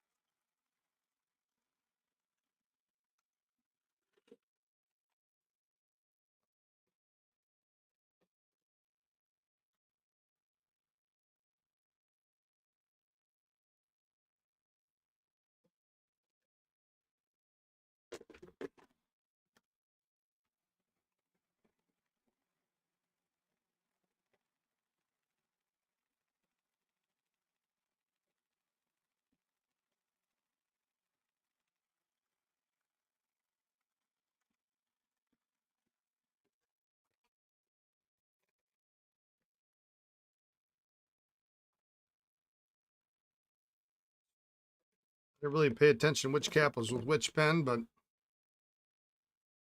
doesn't really matter too much.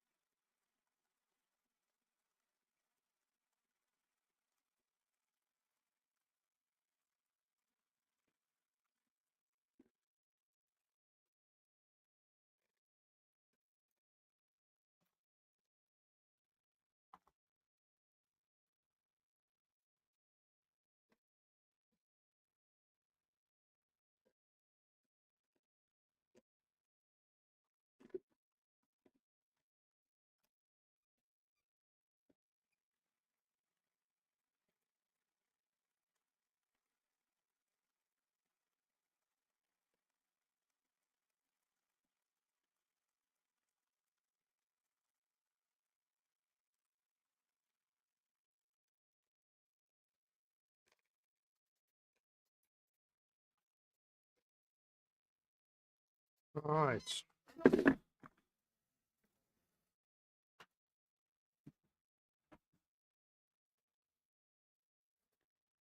there we have it. Oh.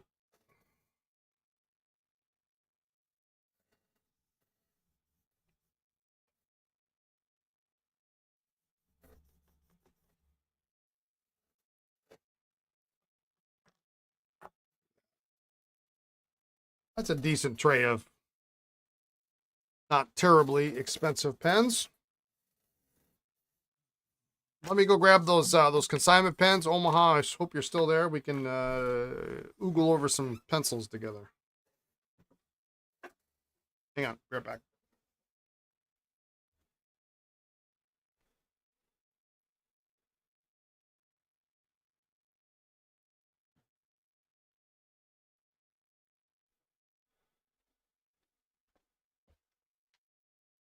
So, just when I think I've seen the best, oh, there's that gasket. Doesn't matter. I already swapped it out. I don't know if it was new or not. I try to educate all my clients on the easiest way to ship me stuff, because if they ship it to me in a way that is easy for me to receive, then it makes everything go by just so much faster. And so it keeps getting better and better. You know, people. I mean, it used to be people send me stuff. I mean, I get stuff with nothing. You can't read the return address label. It might be first initial, last name. It might not even have a name. I mean, you know, I got to try to figure out who in Puxatawny emailed me about a pen. You know. Hang on just a second. I gotta. Speaking of which, I got somebody asking me.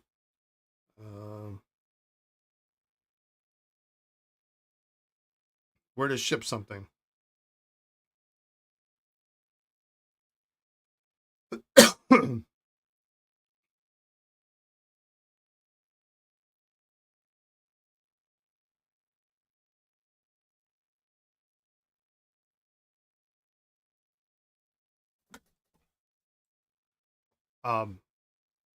Then this collection came in. I got Excel spreadsheet ready to go, basically, and I can just, you know, cut and paste. Every pen is tagged with the stock number and notes on it, and they may or may not have done this for me, but it was most helpful.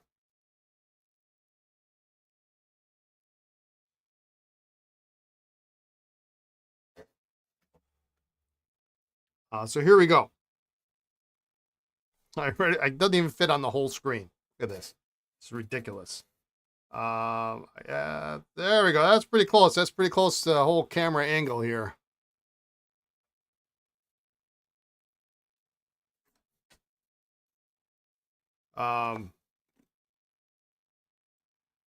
It's nuts. It's nuts. Yeah, so everyone's got a tag, stock number, notes. What is this? This is a Cartier pencil. When's the last time you saw a Cartier pencil? There's a little blue dot on there. We got, there's the fountain pen.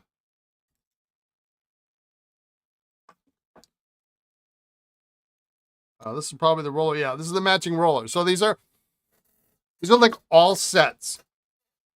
I of course would be foolish to sell them as sets, so they're going to be individual. So right off the bat, Omaha, you want to write your text stuff with a Cartier. What is this? This is a Diablo or something. This looks like the collection of a rich vet driver with a full gas tank. You have no idea. No. Look at that. I mean, that's ridiculous. Is that not maybe the most ridiculous thing you've ever seen? A Cartier mechanical pencil. It's awesome. You know, the little blue. All right, moving right along. Waterman. Here again. Here's the mechanical pencil.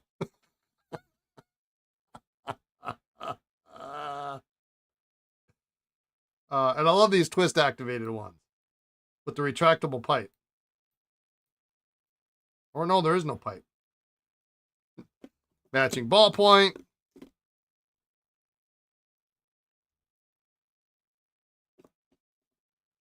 And I haven't even gone through and done anything with these yet. So, wow. This is the OGL, the oblique. It's a left oblique broad nib. Look at that nib.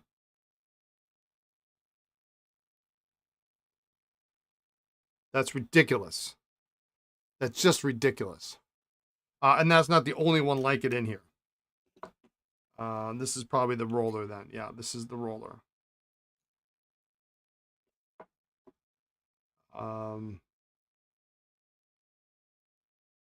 This is some weird Delta.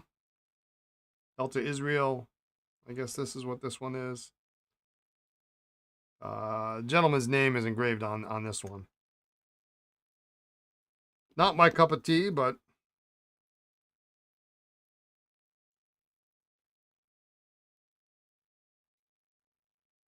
so here's an example of a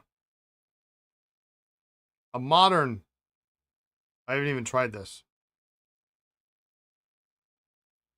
A modern pen with a lever filler.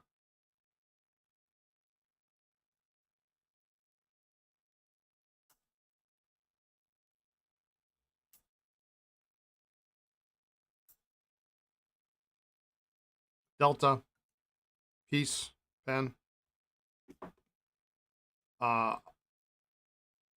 It's almost a shame there's no mechanical pencil for this. This jade green Waterman is awesome. We got a ballpoint, and I believe this one has, this is the what, patrician, I think is what this one is, right?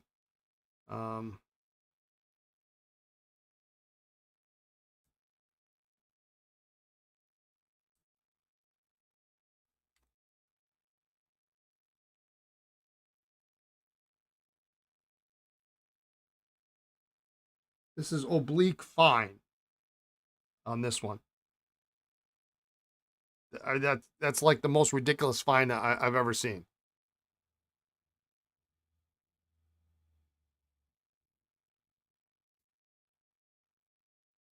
It's huge.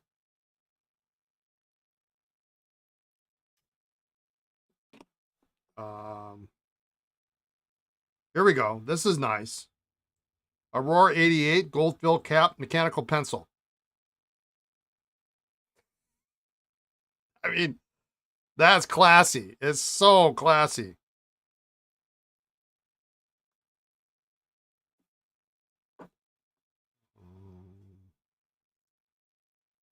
'88 with the sterling cap. Piston filler. That's a nice pen. That's a really nice. I like this one a lot. What do we got? Optima black. Pretty standard fare. Omas. Ojiva.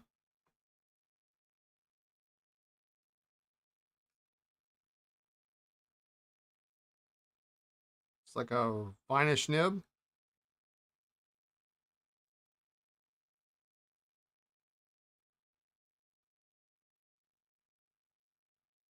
Okay, so the piston does move.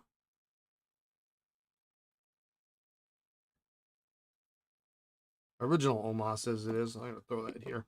Apparently they liked green. Here's a green Optima with a stub nib. Jeez Louise. This has always been one of my favorites. The 90s reissue of the Jade Balance. Clearly inked.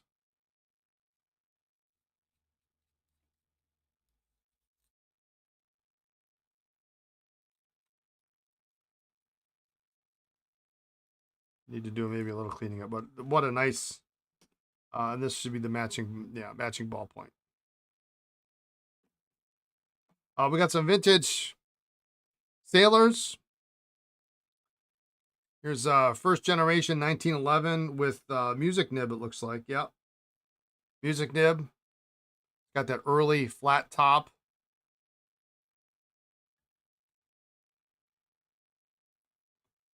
You have one in blue?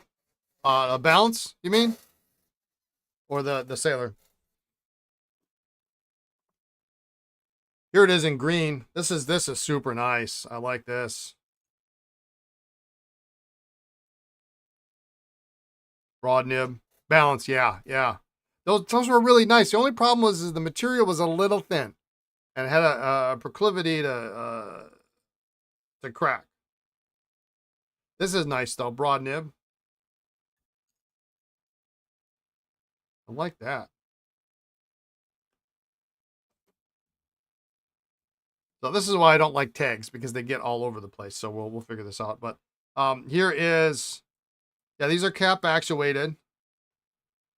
0.5 it looks like. Magellan Tortoise pencil. Isn't that something? That's good looking. That's the first tray. There are 3 trays of pens here, 2.5 trays of pens. All right, next up, Parker Sonnets. I believe there are 2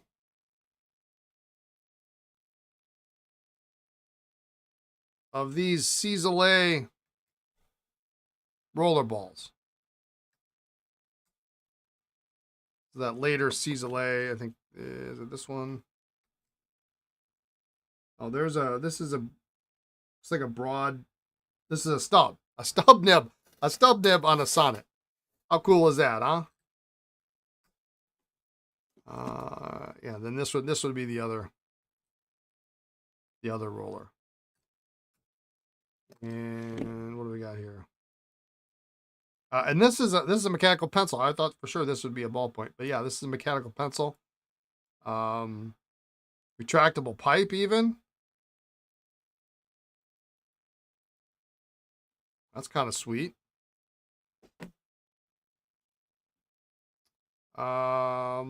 Bexley roller, not my favorite.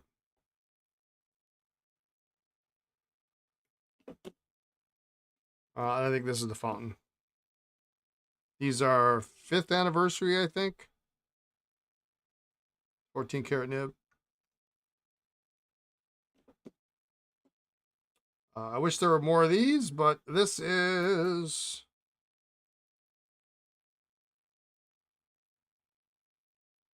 There we go. A Karen mechanical pencil. In orange. How sweet is that? That's pretty sweet. Looking at those pencils if you watch Family Guy. Oh man, I gotta look at this up.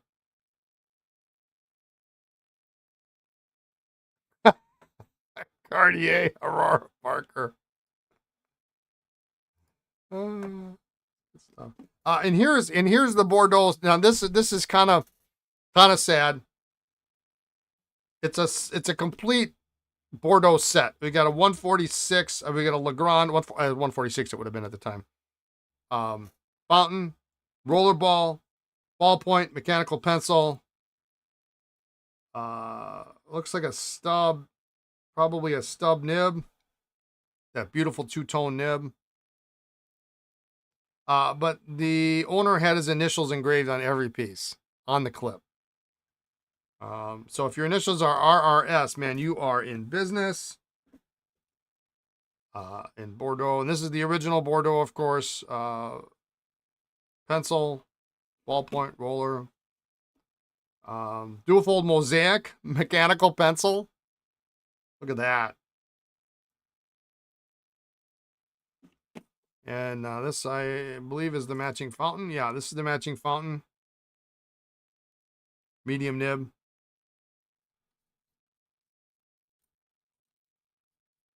And this is the centennial size. So this is the large size. This is pretty cool too. I like this. This blue like faux leather Legacy. Medium nib. Legacy 2.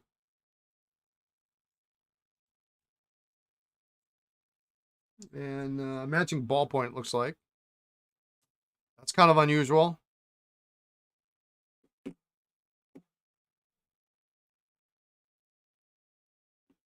And then this Waterman in this kind of, I don't know what this pattern is called.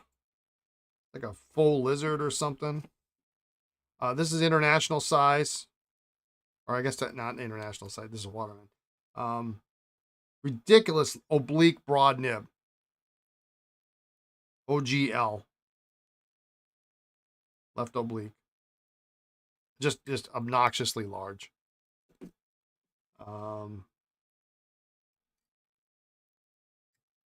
Waterman roller. This kind of wood grain. Oh, 2 Waterman rollers. That's weird. Then we've got some classic Viscontis, Kaleidos. Blue with the stub nib. 18 karat stub. Look at that. Ridiculous. Just ridiculous. Green. Really a great color. Also with a stub. Jeez. I haven't spent much time looking at these, so I have the list, but that's outrageous. All these stubs. And the last tray.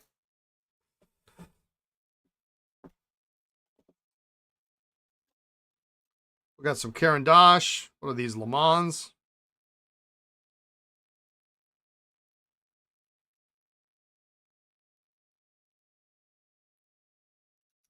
Roller.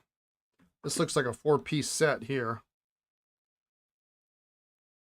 Yeah, we've got 18 karat fine nib. Lacquer. This is probably a roller. Yep.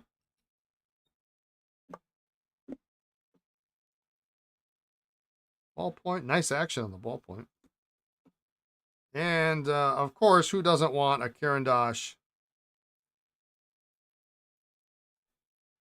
twist action mechanical pencil? I mean, just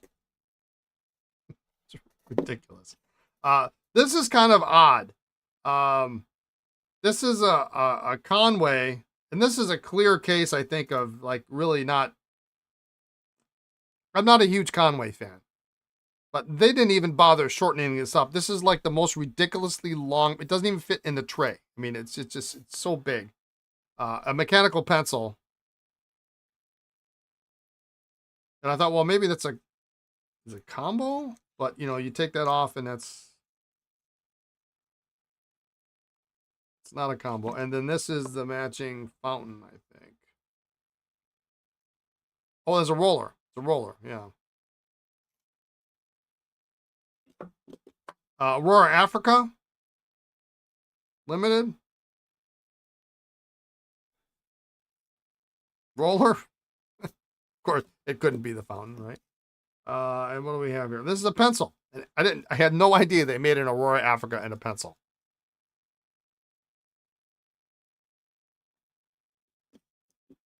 We've got, this is original Van Gogh in a pencil. They made these in pencils? Oh, no. Wait. Yeah, it's a pencil.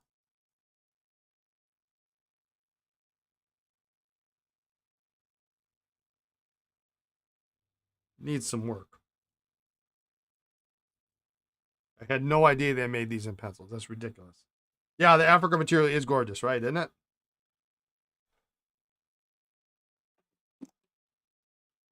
This guy needs a little help on the cap band. And this has... double check the barrels on these, because this has that... I won't call it the first version of the hook safe lock, but these early Van Goghs had this...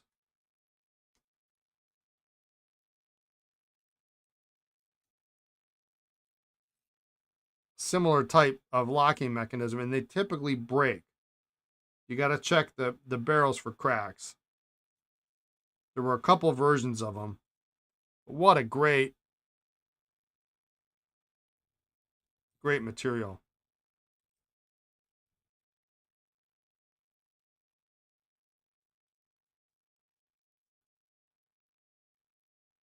$18 karat fine nib. I like this set a lot. This is a Magellan cap actuated. Please tell me that's not a crack. Oh, that's a piece of hair or something. A Magellan in jade, Sailor Magellan. And this cap band is loose. I need to take care of that. 14 karat extra fine nib.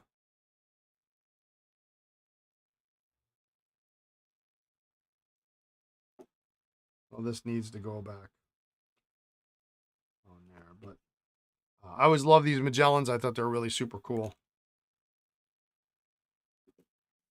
And so that's it. So if Omaha, if you're looking for pencils, I think Omaha left us.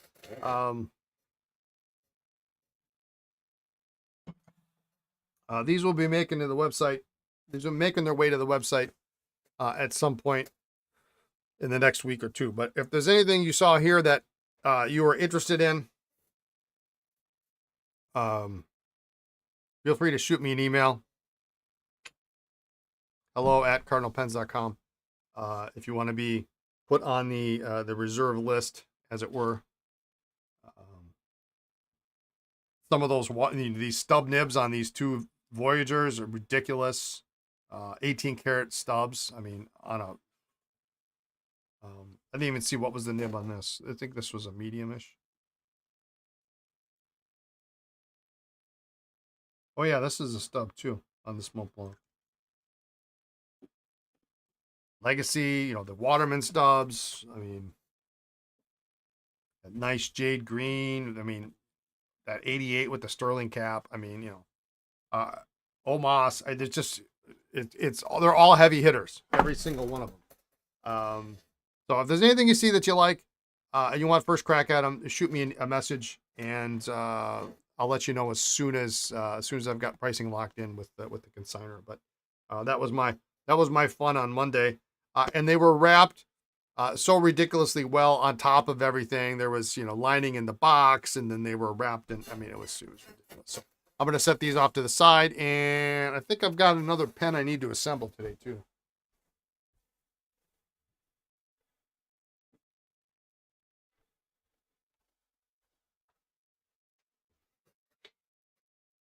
All right.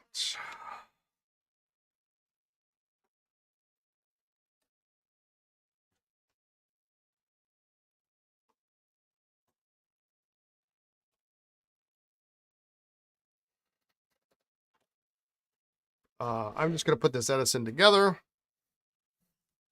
You just tuned in. What a beautiful sight. Hey. I'm still waiting, Greyhound. I'm still waiting for those 21 sections, hoods to arrive. I don't have tracking on them, so I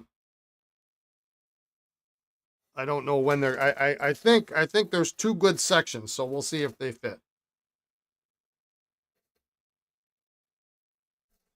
If that doesn't work, then we'll figure something else out.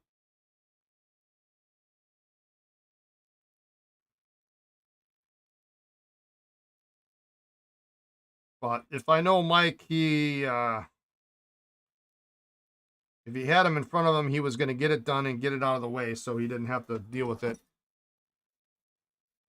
or he didn't lose his train of thought. And so he had pulled them out for me. I did see a crack in one of them, so there's because he's sending me three, but one's not going to do us any good because it's cracked already. We don't need that.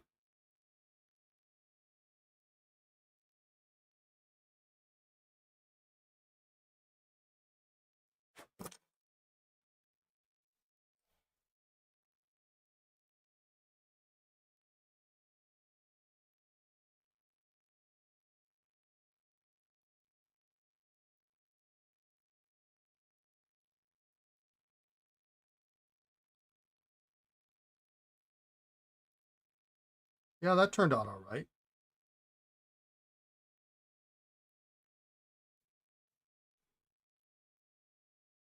Oh, I like I say, normally, the pens that go into my collection, it doesn't really matter if they write or not, if the nib is good at all. Um,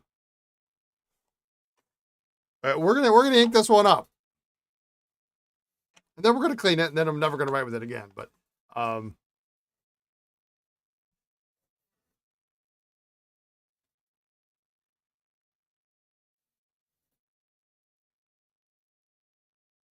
it doesn't post very well.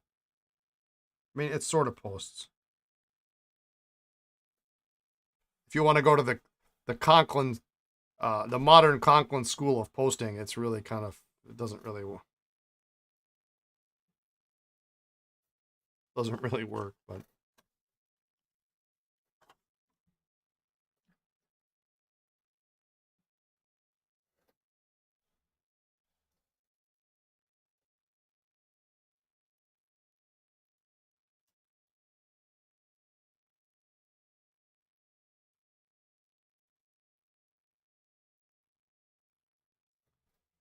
this is a really pretty outrageous pen, and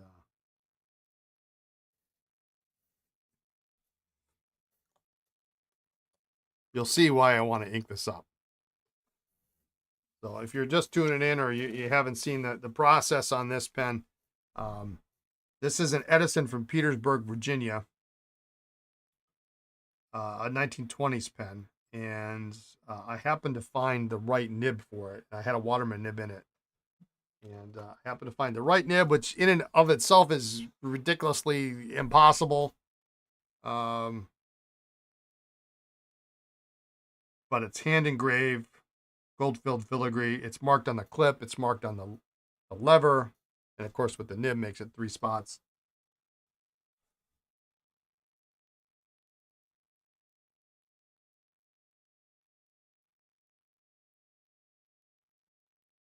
Come on.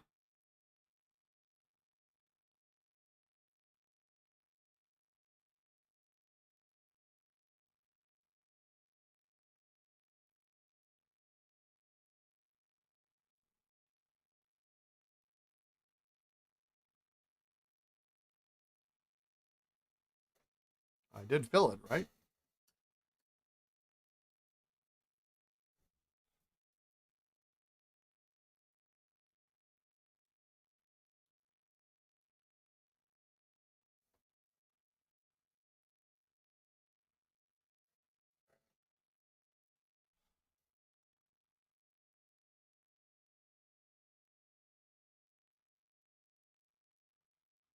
Here we go.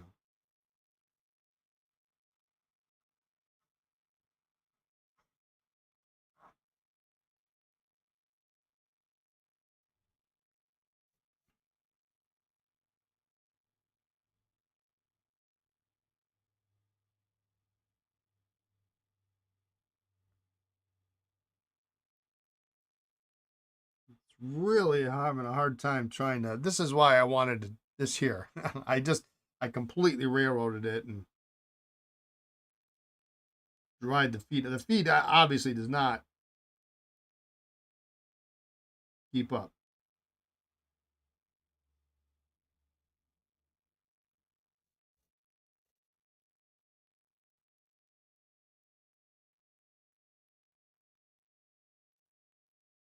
You're off for your carriage. Here comes a pumpkin. All right, Juicy. Take care. See you tomorrow. There we go.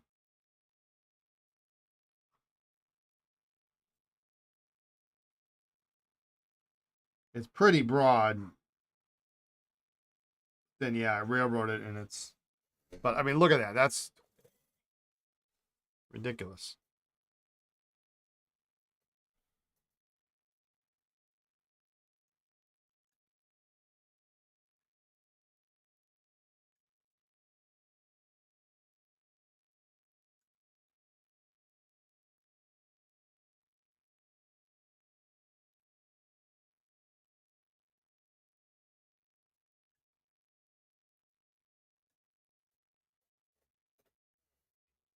But I don't want to press too hard on it because it's a pretty thin nib. And again, it's not something that anybody would ever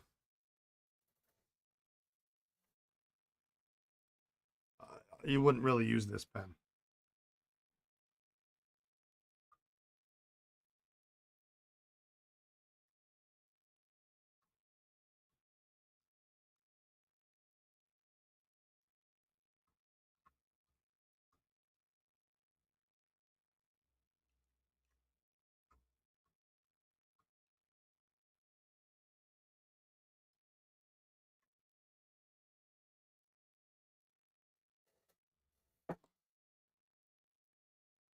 So it probably could be set a little bit further down. I think that's probably the problem, but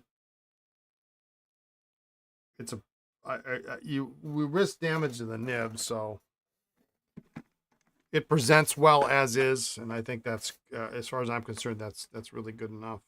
Something like this, it's you won't find another one.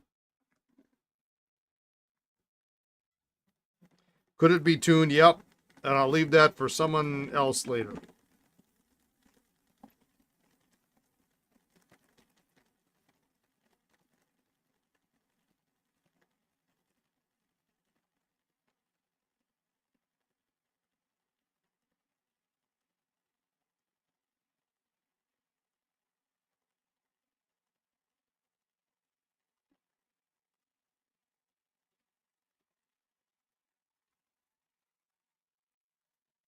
It really needs a better feed, but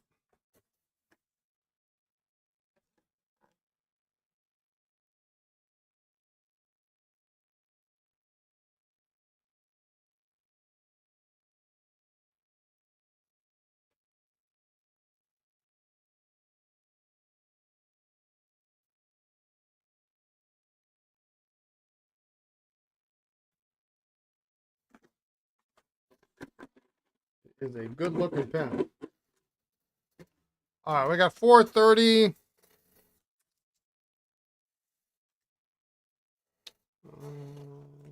This guy I'm still dealing with.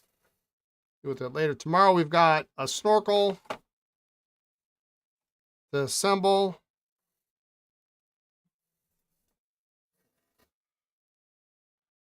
Should we pull some pens out? Yeah, we'll have to pull out some new pens tomorrow. I may tap this one out for the day.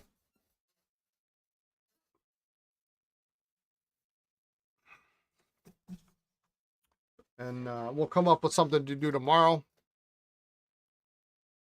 But I'm gonna get caught up on a couple of things before Lisa's day is done in 25 minutes, and then hopefully I can hit the sack. I hit the sack early tonight. I don't know. We'll see. But anyway, thanks for joining. Thanks for tuning in, and have a good evening, a good morning, afternoon, wherever you are in the world.